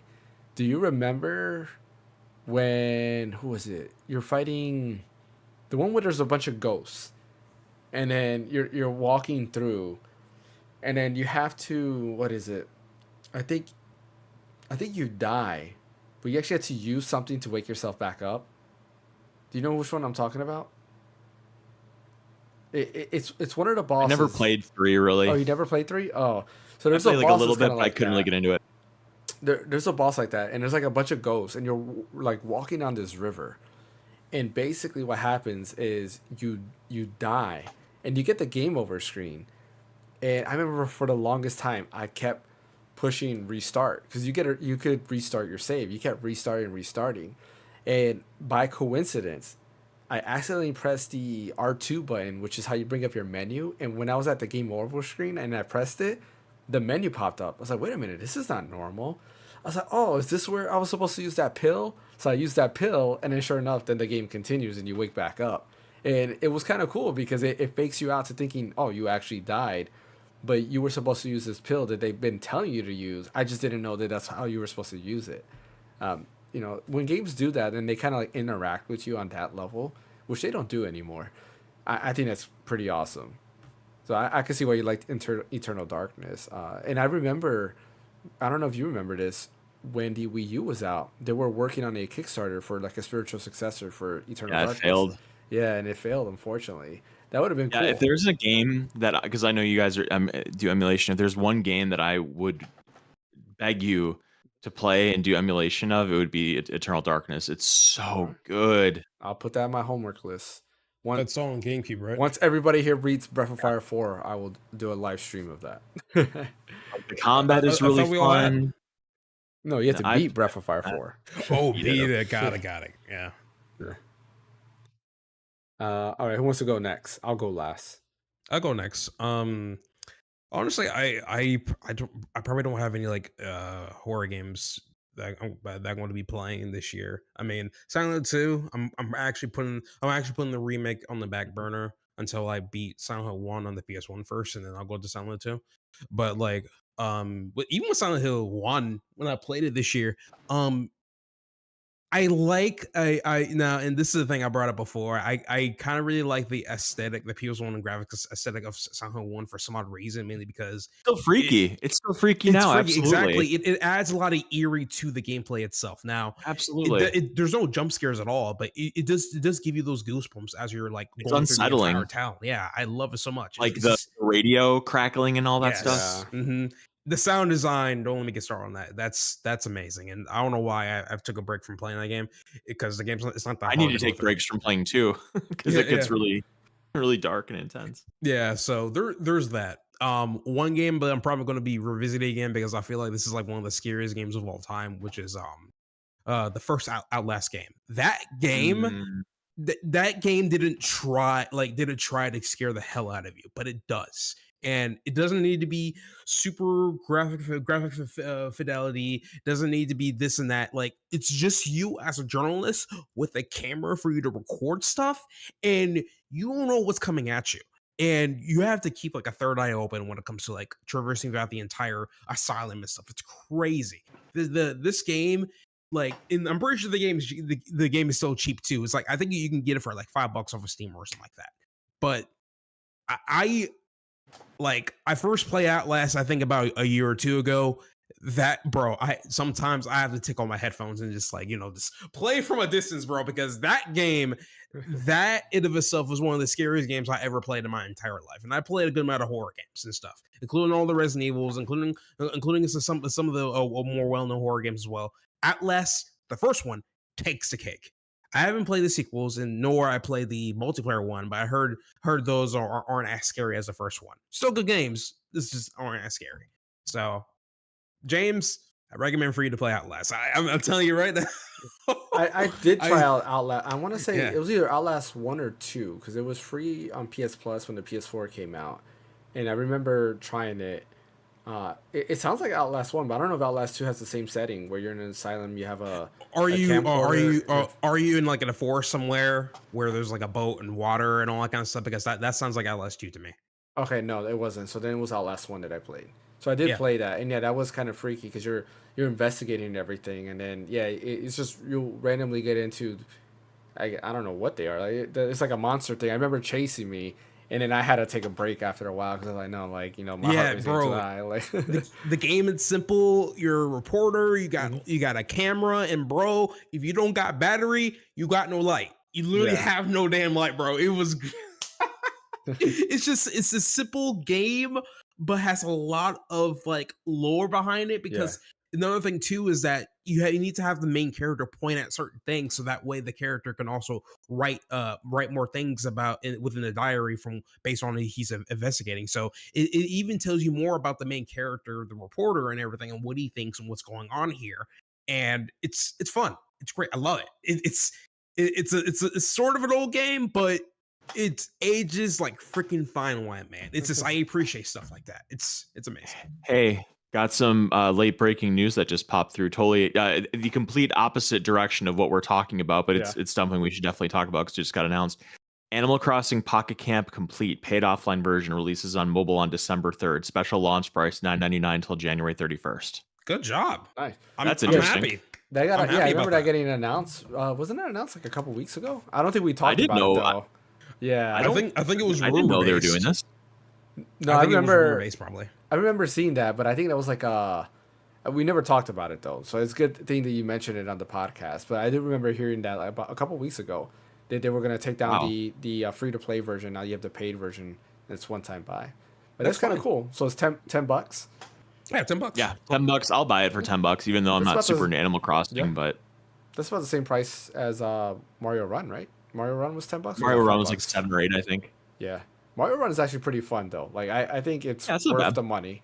Definitely fun concept for what it is, and only Miyamoto could come up with a game that's auto run and fun. Honestly, I don't like those like auto running games. Kind of like Sonic Dash. I think it's kind of like it's just kind of like Temple Run, where like swiping. Temple Run. Yeah, I think that's the original auto run game back then. So yeah, Mario was side scrolling, and so there was a Sonic one that's like that I bought called Sonic.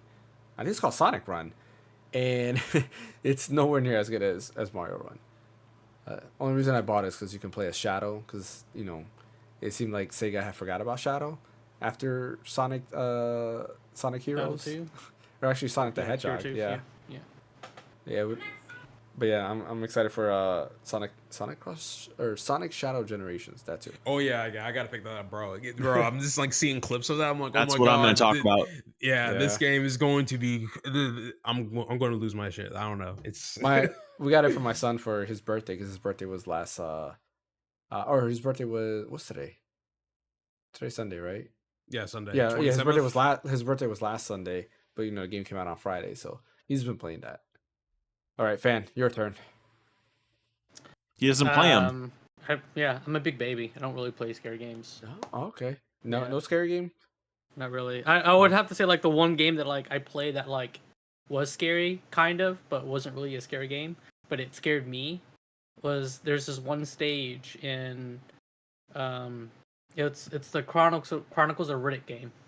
And it's the prison game. It's a prison stage where like everything's just pitch black, and you could only That's the name of use the your movie. yeah, you could only use like your. This was before he got like the eyes, like where he could see in the dark, because it's kind of a origins prequel type thing. But it was like, and there were like aliens and monsters just chasing you in the sewer that you're trying to escape from the prison. It was like that part just freaked me out because again, you're being chased throughout the entire stage. Speaking of But aliens, yeah, I'm a big baby. speaking of aliens, has anybody here played Alien Isolation at all? I was going to mention that. Yeah. I have the game in my Steam library, but I have not played that yet. I need to get on that because I do. apparently that game is really good too. Yeah, I do want to try that because I watched the most recent Alien movie, Alien Romulus, and I enjoy the Alien movies. I've just never played that game, and I know it was a pretty good game, like popular game. It recently released on like iOS and iPad as well. But yeah, I've been debating on getting that, and I think didn't they announce a sequel recently? I want to say they did. Yes, they did. I remember. Yeah. Yeah. So that's something that I might have to go ahead and visit as well. That's an interesting game. All right, Yeah. for me, my horror games. I'm gonna have a different take on horror games before I get into my real horror games. But I'll talk about some things that scared me as a kid. In Link to the Past, I used to be scared of the ruby guy in the Lost Woods. They would chase you and steal all your rubies. I always thought that was a woman. Is it a woman? Okay, if it's a woman, I That's a don't good know. question. That's Yeah. so funny that like I grew up seeing that character as Yeah. a woman. You grew up seeing it as a man. Like, Yeah. what does that mean? That's so All right. interesting. Well, I used to be scared of them, because they were frightening, and I just remember, I was like, every time that person was there, I would freak out, and sometimes I would tell my dad to go ahead and beat this. It took me a couple of tries before I finally was good on doing that, but I thought that was kind of funny. Super Metroid also I was pretty creeped out about that because the sound design, especially in the beginning, is kind of creepy because there's no music, and you land on this planet and then you're going through, and then the first what is it? Is it Chozo that you go to? You touch the ball and it turns into that. That used to scare yeah. me. Yeah, that was kind of You know, creepy. it's good me in that in Super Metroid when you did that and then like okay, so you start the game and you go underground and you get the Yeah. morph ball and you go back up. When you go back up and you're in the room with the elevator, and it's like that.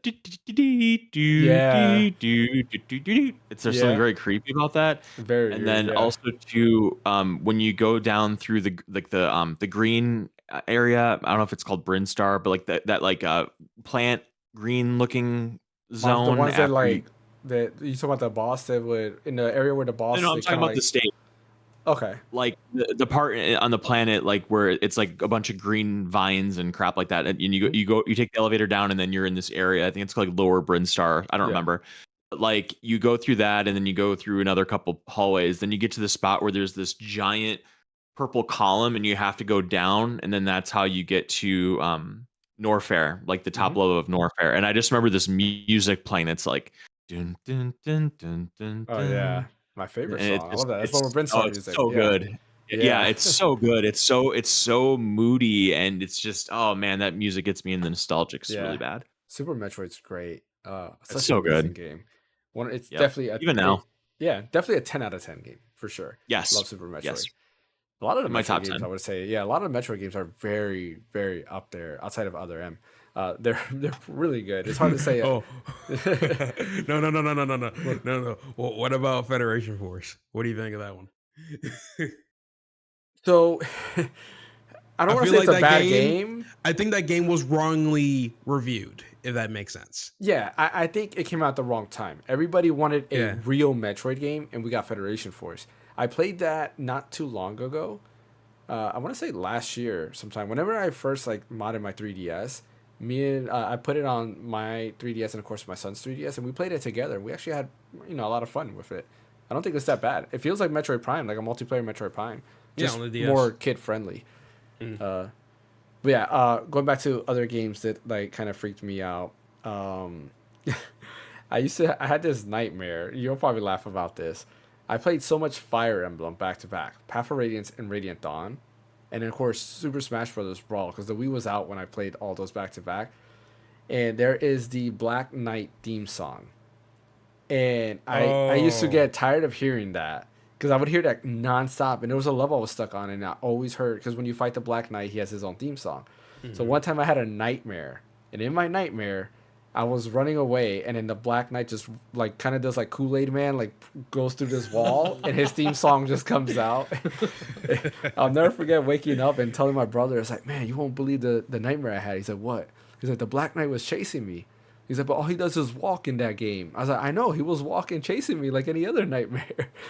But going to my real horror games, Resident Evil 1 stands out for sure because it kind of like was the first game to really get me into horror games, and it's just something special about that, including the remake. The remake does it even so much better. It kind of puts that eeriness I had as a kid and puts it to like its true form, and it's creepy. And I love the aesthetics of the Resident Evil 1 remake because I think they do a really good job of that mansion being creepy, the vibe to it. Like the graphical output of the GameCube is very underrated. People don't realize that the GameCube was the stronger machine, and it shows off, especially in games like Resident Evil 1. But yeah, Resident Evil 1, of course, Resident Evil 2, even the original Resident Evil 3 I thought was great because like Nemesis chasing you nonstop, that would freak me out because every time he's after you, I'm like, oh man, like this dude won't leave me alone, like get away from me. And of course, going into the Resident Evil 2 remake with Mr. X following you all the time, even though Mr. X was in Resident Evil 2 originally, Resident Evil 2 remake, unfortunately, he's there from the very beginning, and you have to deal with that. But yeah, the Resident Evil series is one of them, and I kind of liked 7 because it kind of gave you the different horror 7's so genres. scary in parts. Yeah, it starts off with that creepy like horror, and then you have like the Jigsaw like Saw style horror. Yep. In 7, there's like different versions of horror in 7, which is really cool. I like how they kind of like blend different horror genres in it. Silent Hill 2, right? Silent Hill. The original. I never played the original. Fun fact. Or let me Wait, rephrase that. have you played Silent Hill 2 remake? Not remake. I haven't played 2 remake. Okay. I played 2. The original I never played, and then Silent Hill. That's what I meant. You You played the original too. Yeah, the original 2. Okay, I thought you meant like Gotcha, the first okay. one. The first one, no. Silent Hill. Is it called The Room? I can't remember the name of it. That's 4. Silent Yeah. Hill 4, The Room. Yeah, That and one then was Silent Hill kinda- 3 plays that girl. Yeah, so I never played 3 either, but I played 4. Okay. In 4, I thought like the story wise, I know it wasn't as popular, but I thought it was great. Like the concept of like you're in this room and then you keep going back. It's like a different like nightmare almost like every time. I thought that was pretty neat. Which They have a other lot of one? interesting ideas for sure. Yeah, exactly. And that was all Silent Hills. Were they all by Kojima or no? No, I don't think any of them were. Oh, none of I them think the were? only thing he did was PT because he was going to do a Silent Hill sequel, but I don't think he touched any of it. I don't Okay, think. gotcha. For some reason, I thought that he did do the Silent Hill games. Shoot, there was another game I was gonna mention. I completely forgot now. I guess I'll leave it at that. I can't remember now. Yeah, I can't remember. Okay. Well, if it comes to you before the end, Yeah. Oh, I do have another thing to mention though, that I did remember right now. The other thing that I was scared of as a kid was Mario Land. When you would beat the thing and when you beat the little thing and you say that it was Daisy, and it's like, oh, thank you, Mario, and then it's just a little like monster thing. Like it's not even a Goomba. It's that thing that starts hopping away. That used to creep me out too. Do you remember that? fans saying he's a baby. As a kid, that freaked me out because I'm like, oh, I just saved Daisy, and then next thing you know, it's not Daisy. I'm like, oh man, that's and the music changes, and you get all these different vibes. Oh yeah, some crazy stuff I used to be scared of as a kid. Oh man, anything else you guys want to add to today's podcast before we end? What were we playing? Oh yeah, what we've been playing. I'll let you guys go because you guys know what I've been playing. My ROG Ally, Final Fantasy 16, Star Ocean. That's really it. I guess I'll start. So I recently got done with the Metaphor Re Phantasio prologue demo and stuff.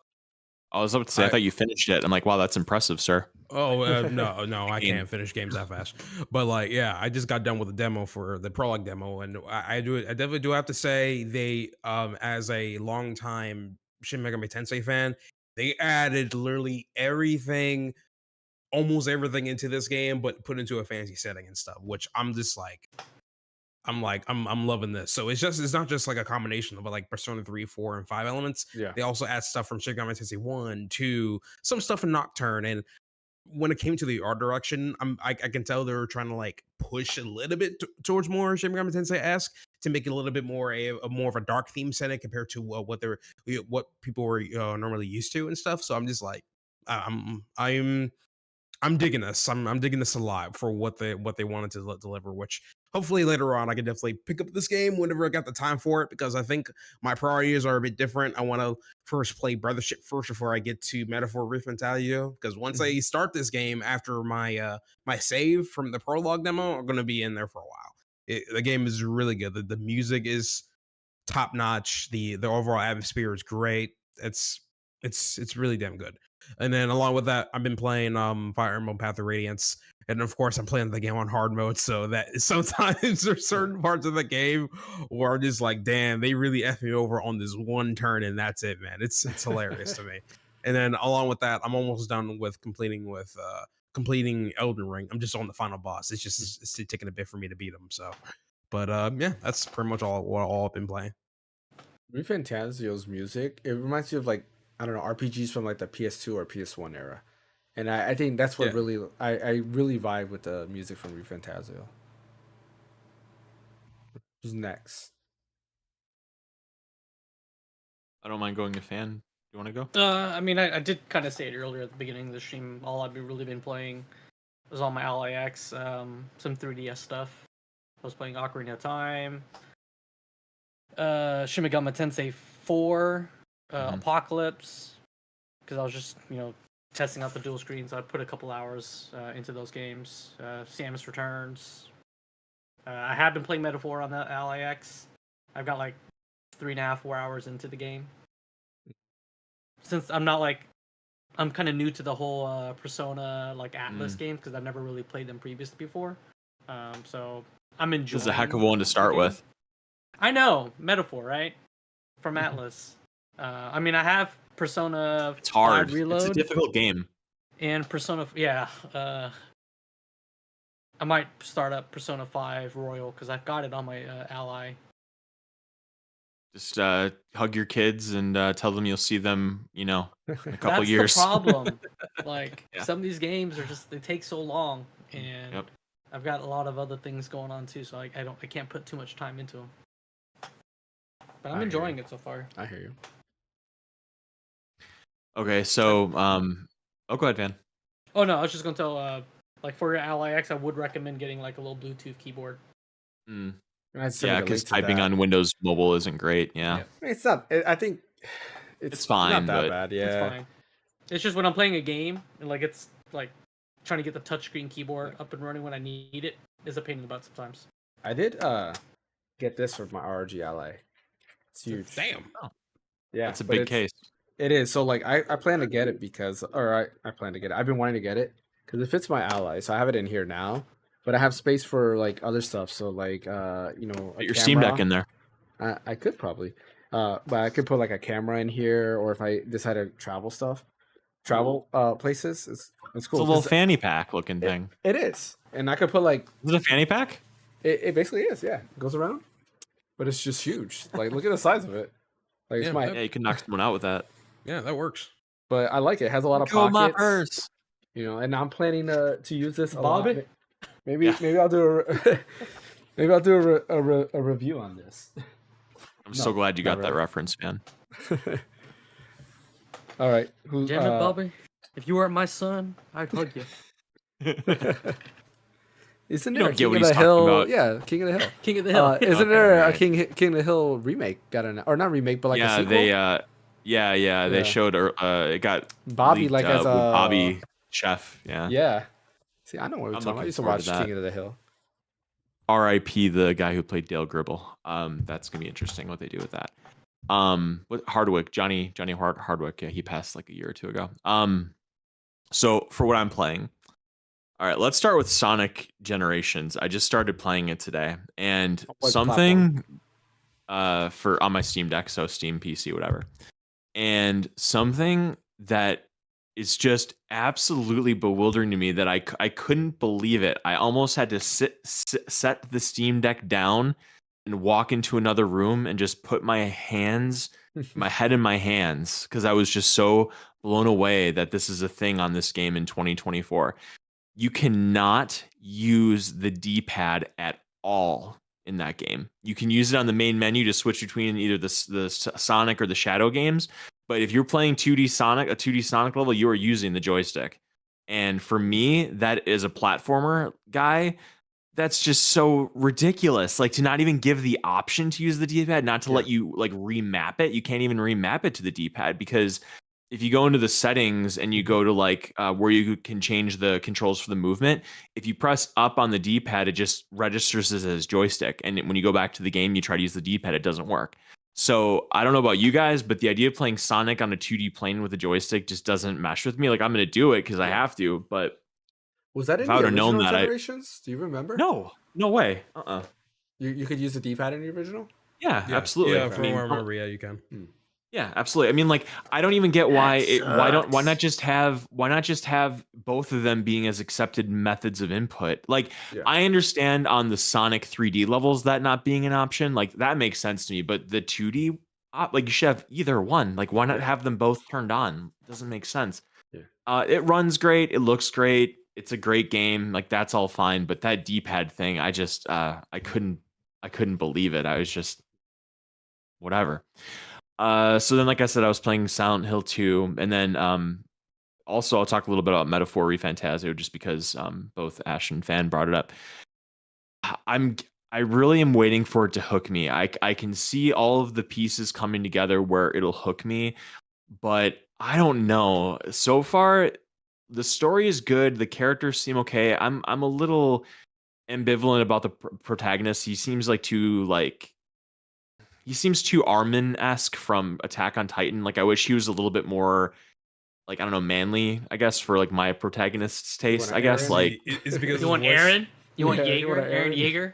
Yeah, I want an Aaron minus the genocidal stuff. Yeah. Is it because of his voice? Is that the main reason? No, it's not the voice No, I even think necessarily. he's just too laissez-faire. Like, he's very boyish. He's just very boyish. Like, I'm not saying he has to be like.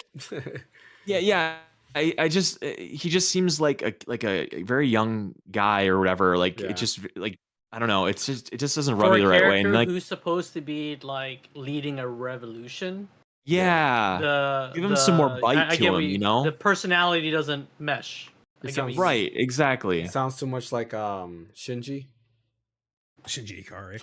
Well, the difference is Shinji always chickened out for a lot of things. Meanwhile, the main character Metaphor, he's going in straight in, bro. To be fair though, I think it's the voice that he has, right? Like Shinji has that very like nice voice. I'm not saying anything about the voice actor Shinji because he does some great stuff.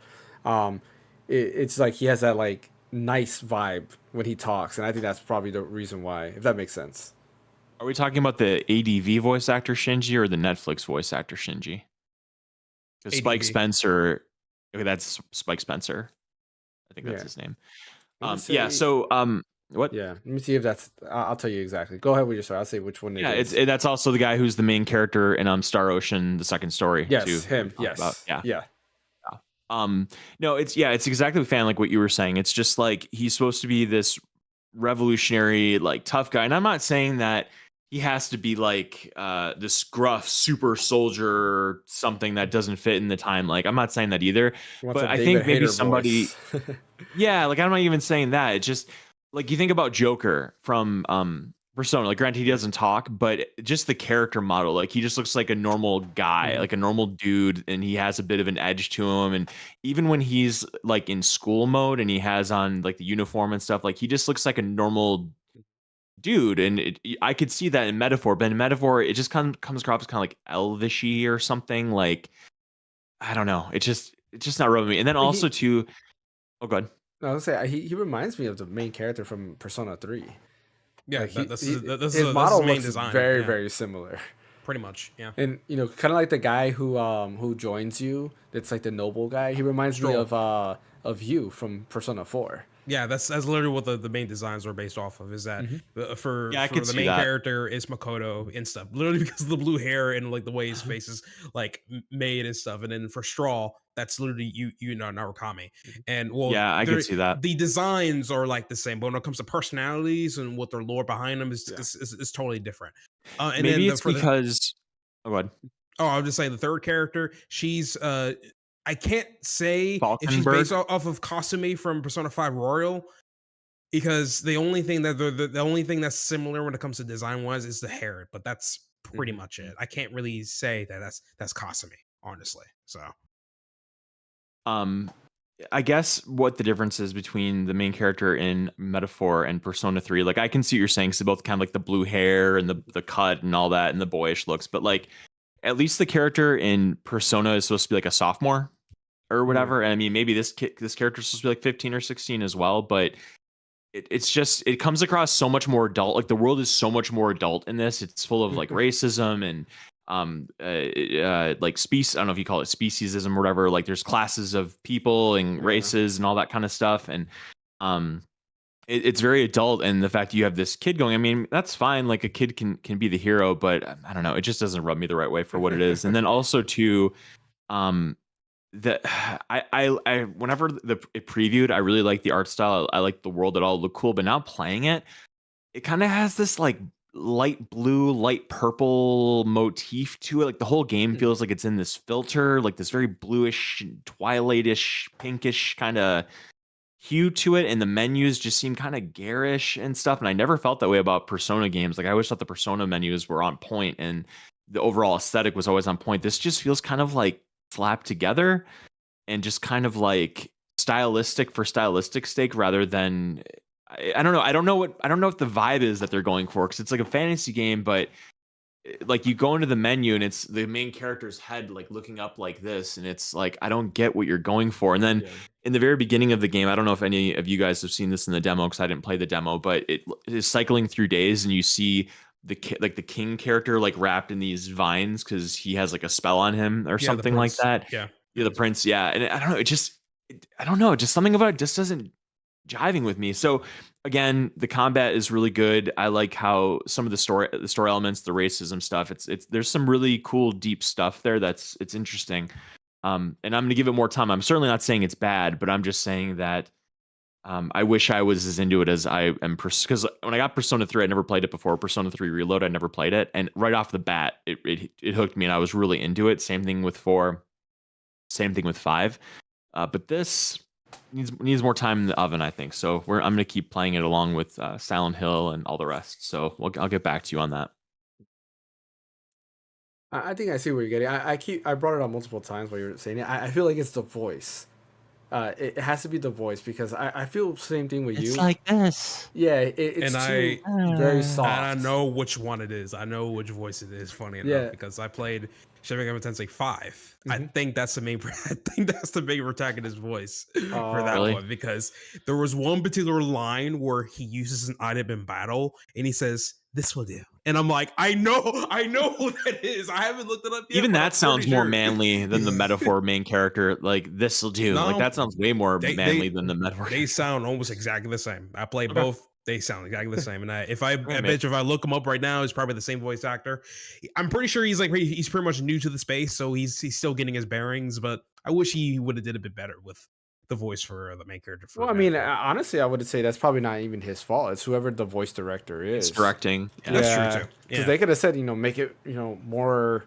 I don't know, like I don't want to sound like anything bad, but like manlier, right? Make it more deeper, or whatever you want to call it. Like do it that way. I do feel like his voice is too soft to be the type of character, like you say, he's leading a revolution. It just seems kind of, I don't know. Like, this is the guy you sent to be an envoy to this kingdom and do all this, like, of all things. And it's not. I kind of get it. Yeah.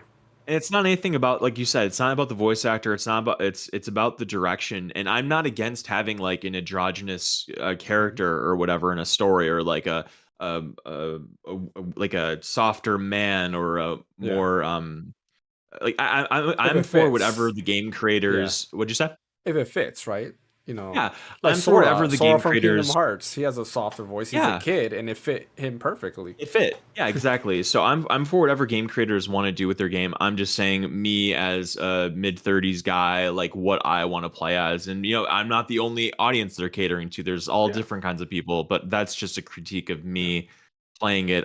It just feels kind of very yeah. anime, like more anime than No, I've been used to lately. I don't know. no, no. I think I get what you're saying, and I agree with that to an extent. But I'm gonna You keep know, playing it. yeah, I will too. It's definitely a game I want to pick up.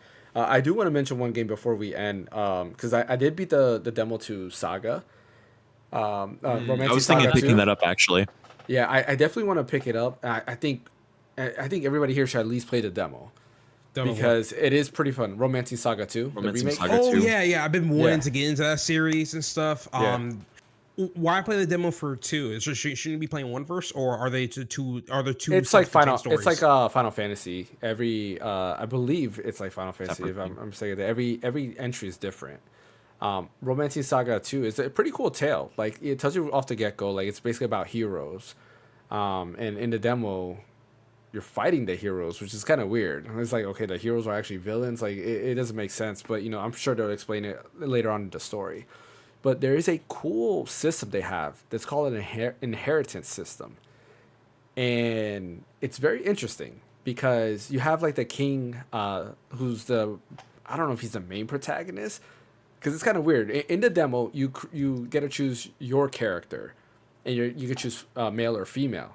But then when you start the game, you're not playing as your character. Your character is not even there. So I don't even know when you get your character later on. You're playing as somebody else, which is very interesting.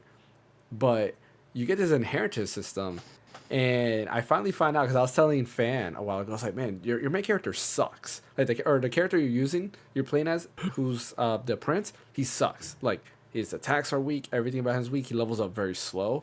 I don't know what's going on. And I was telling him like everybody else is doing good and they're leveling up, but this guy's not doing anything. After a certain story element, you inherit the abilities of one of your party members, and basically that party member goes away. They're dead, but you get all of their stats, and Oh, that's crazy. it adds on to your character. I was like, that is so cool. And they're like, this is the inheritance system. You'll see this a lot. And then I started reading out. Apparently, there's a lot of like characters you get, and I guess I'm assuming a lot of characters are gonna die, and you're gonna inherit them. You get to choose who's gonna inherit their abilities and stuff like that. So it's pretty interesting. And with that mechanic alone, because the demo ends right off of that, I'm like, man, I think I'm sold because I really want to know how this inheritance system works. It seems very interesting. Battle system like. It's turn based, but any character can use whatever weapon they want. But they level up their instead of getting like XP, I guess like weapon points. So if you attack with your sword, you'll get sword points, and then you So level it's up like Final one, two. Fantasy 2 kind of. Kinda, yeah. It's kind of like that, except that you do get like XP, but it's not XP for your characters. XP for the weapons. The weapons are your level basically. Okay. Same thing. Yeah, and as you play, your character can learn different abilities. So like you'll see a little light bulb between like your sword icon, and it means that if you keep using the sword, eventually he'll randomly learn a sword move, or if you equip him with like a lance, he'll learn a lance move and so forth. So a really neat combat system. It's not, how can I put it? It keeps you on your toes. You're constantly trying to figure out, okay, this person's weak here. You have a formation system too, which is pretty cool. So like the formation that it gives you in the demo to play as is you have like this knight guy in the front, and basically all his abilities are based off of defense. And as I'm playing the game, I was like, I never really use him for defense, but then when I had to fight the boss, I'm like, it makes sense. Like, because he's up front, the enemies will target him first, but he has all these like parry and like defense boost moves that help the attack stay focused on him, and it allows all your characters to do all these crazy things. So I highly recommend trying out Romancing Saga. If you buy it off of Green Man Gaming, I do have a link in the description. I believe it's up there. I'm sure I updated that. You can go ahead and buy it through Green Man Gaming. It's $39.99, and I think it's worth it. I think for $40, it's going to be a great game. I'm looking to pick up that. Dragon Quest Monsters is also on sale too. So if you want to play Dragon Quest Monsters, that's on sale as well as Dragon Quest 3. You can get that $10 cheaper through Green Man Gaming as well. But I believe that's everything we have for the podcast today. I did mention my games earlier in the podcast, so if you want to know what I said, you're gonna have to rewind and start from the beginning. I just don't want to re-say it again and sound like I'm repeating myself. Any last words before we end the podcast? If I'm not present here for the next podcast, I guess happy early Halloween. Don't eat too much candy. Well, it'll That be sounds Halloween good. by the time you come back, or it'll be after Halloween by the time you come back. I think, isn't it? Yeah. Oh yeah, you're right. Yeah. Yeah. We're probably not gonna do a It'll group be stream like 'cause it'll be Halloween's like on a November Thursday. 2nd or something like that. Yeah. Yeah. Yeah. Halloween is on a Thursday too, so Yeah. no stream there. So yeah. So appreciate everybody for joining us. Make sure you watch Dragon Ball Daima episode 3. I thought it was pretty dope. I know you watched that, Ash, and that fight scene. Very, Yes. very Star Wars Yes. inspired. That episode was very Star Wars inspired. Freaking, Lightsabers in Dragon Ball. Yeah, pretty Not much. really. It's Nah. more like a Han Solo-esque character from Dragon Ball, actually. Yeah, that and a Mos Eisley scene basically. Yeah. Yeah, it's great. I'm really loving this stuff so far, man. Like this is something that we definitely need for a while compared to Super and stuff. So Yes, no, blowing up planets and stuff like that. Like it's very in line. Again, if you watch OG Dragon Ball, you will appreciate this more versus, people flying through buildings and blowing up My planets. buddy, and all that. who's or you remember Bob, right? He did Yeah. a podcast with you, and For Dragon he's Ball. he likes Dragon Ball better than Dragon Ball Z. Me too. I would agree with that. Oh, really? Like, Yeah. yeah. It's because Dragon Ball is more like down to earth, I guess. No More pun grounded. intended. Yeah, no pun intended on that too. Because Less key blasts, more fighting. yes, more kung fu-esque. Like straight up, if I were to, if I More knew a martial arts. friend, if I knew a friend that was like big into like the Bruce Lee films and all that kind of stuff, I will say, hey, listen, watch OG Dragon Ball, not Dragon Ball Z. If you want the old esque kung fu stuff back in the old days, the OG Dragon Ball is where it's at, yes. right? So that's Yeah, 'cause that's where you wanna Interesting. get that. Because all you hear about is Z pretty much. Is that just because that's like when the anime in the West became popular, is like with Toonami and Z and everything? Yeah. So Yeah. when it comes to history, us Westerners only got Dragon Ball Z first before OG Dragon Ball. Yeah. When it came to the TV stuff. So Well, there was No, I like saw 3 Dragon Ball. episodes. I saw Dragon Ball when I was a kid. I remember before Z Yeah, came out, like Dragon on like Ball did Saturday come morning out. cartoons. Dragon did. Ball did When, come when, out, though? but there was only like 4 It just- episodes. It just And then wasn't that's as it. popular back then Yeah. Gotcha. when it came out. But Yeah, because Dragon 'Cause I Ball only had remember, 4 like- episodes in the West, and then they got rid of it. Yeah, Is it because of the problematic content? Like, there's like a lot of like perverted stuff in it. No, Yeah. they just said Honestly, that they it's put it one at of the the wrong reasons. time because it was like Yeah. early in the morning, and kids weren't waking up like at 6 in the morning on a non-school day to watch that. But yeah, no, they did have a few episodes, and I'm pretty sure like later on it could have been because of that. Because Dragon Ball is definitely a lot more Roshi perverted. stuff. Yeah, Yeah. it's a lot more perverted than Z, where Z is just straight up fighting. There's a lot less of that happening, except for like the filler arcs. You got to remember is that back when Toriyama was doing the manga, starting in the 80s, it was mainly a comedy guy first, and then fighting, and then later Yeah. on he realizes, oh, I can actually turn this comedy series into a fighting series, and that's Yeah. where he started off with the. I think the big one was definitely when After the tournament. after the tournament, when Demon King Piccolo first resurfaced and everything. That's when like. There's a lot more higher stakes from that point, and that's when Toriyama was like, "Oh, okay, I can combine comedy stuff with fighting," and that's pretty much where it shot off from there. So Yeah, because Dragon Ball, there's 2 halves. The first half is very, like you said, more comedic. yeah, And then the second half, towards the end, it's like the fights are getting serious to where like death is involved and all these other things, and it starts getting a lot more serious. And then of course Z just went full up, just fighting, and just escalated from there. You told me nothing in Z matches the Piccolo arc in the original Dragon Ball. Yeah, I mean, Is there an argument there, you think? it's kind of hard to say because Yeah, the Piccolo yeah, arc is yes, pretty yes and no. good, but like Okay. in my opinion, like the Frieza arc is probably just as good, if not better. I don't know anything. I just find it interesting yeah. listening to Dragon Ball fans. No, a lot of people would say for that. me- Like for Geekdom me- 101 is the same way. He says the Piccolo arc is Is the he? best in Dragon Ball in the whole franchise. honestly, for me, it's always going to be the Goku versus Vegeta fight back in the Saiyan saga because it wasn't just like a whole Goku show of him being Vegeta.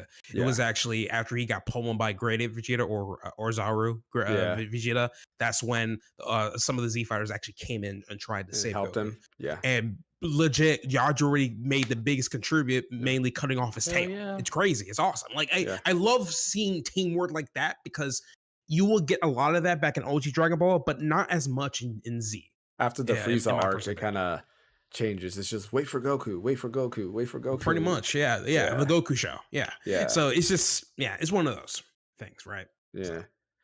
I recommend it. Like Dragon Ball is great. Daima is looking to be a lot like that. It's down to earth fighting. Like the fighting in this third episode is straight up just like kung fu fighting, and it's really fun.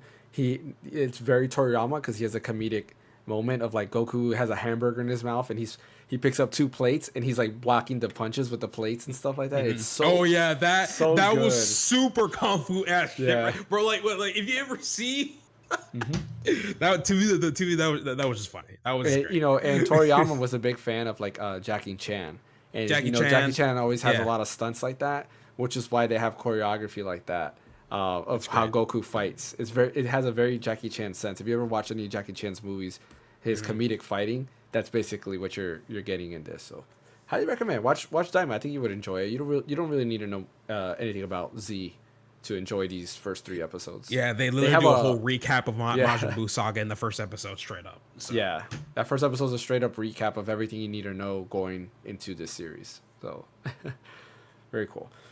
But that's all the time we have for today's podcast. Appreciate everyone for joining. As always, don't forget to hit that like and subscribe button. Follow us over on Twitch if you are on Twitch. You also have a Prime subscription. Feel free to use that Prime sub. Does help out the channel a lot. Helps me recover from getting things like the ROG Ally X and all the future handhelds and little devices, things that I'll be doing reviews on. I do have a review set for this week, so you'll find a review probably. I'm gonna try to shoot for Thursday, which is usually when my videos go up, but it might be Friday because I do have a camera coming in finally, like a real camera, so I can hopefully have better quality overall, and maybe my streams would look a little bit better too. So we'll have to wait and see when it comes to that. But I'm trying to shoot for Thursday. If you don't see a video on Thursday, it will be there Friday. It just really depends on when I get this camera, because I paid for priority shipping, which would be tomorrow. And according to the app, it's not coming till Tuesday, and I'm kind of upset because I paid extra for that. So, yeah, we'll see what kind of camera did you get? What brand? I got the Sony ZV-E10 Mark II. Oh, So- that's the $800 camera, right? No, that's the newer model. It's 1100. wow. So yeah, Wow. Improve low lighting. No interest financing. Improve low lighting. What is it called? So it has a bigger sensor. It's basically on par with the Sony A6700 and the Sony FX camera. Oh, those. So, Okay, yeah, makes sense. Yeah, so they're a little bit better overall. The only thing it doesn't have that those other cameras have is a built-in image stabilization, where it has the camera lens has an image stabilization, but the frame itself doesn't.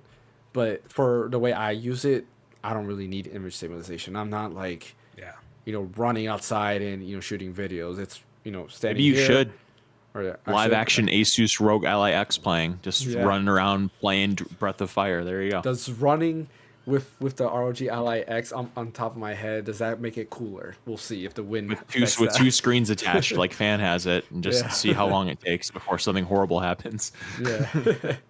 But I'm excited for this to see how this goes, and hopefully the camera is good. I'm hoping good things, so we'll see how it goes from there. My biggest issue is like, if you look at this camera I have now, I cannot get the color correction correctly. Like my skin here is I think a little bit too lighter. When I go to like my shirts, like sometimes I wear white shirts, they look more yellow, and it's just the white balance is very off. And I've tried my best with the Elgato cam to kind of fix that, and it doesn't do it. So a real camera will make it better. And not only that, hopefully will make also my thumbnails look better, because my recent thumbnail with the picture I took, I could not get great lighting on the Nixie controller. So that's why the left side of the thumbnail looks kind of weird versus the right side in terms of color. But yeah, anyways, thanks for watching. Thank you, Ash. Thank you, Fan. Thank you, Bryant. I will be back Thursday. I don't know if you guys are joining me because it's Halloween, so I'm not sure if you guys are going to be doing stuff, but I will be back Thursday, probably continuing Sparking Playing Zero. spooky games, if, or not. Yeah, if Fan and Ash doesn't show up. And of course, Friday, I have the solo stream, and we'll be back next Sunday with the podcast. My name is James. Catch you guys next time. See you. So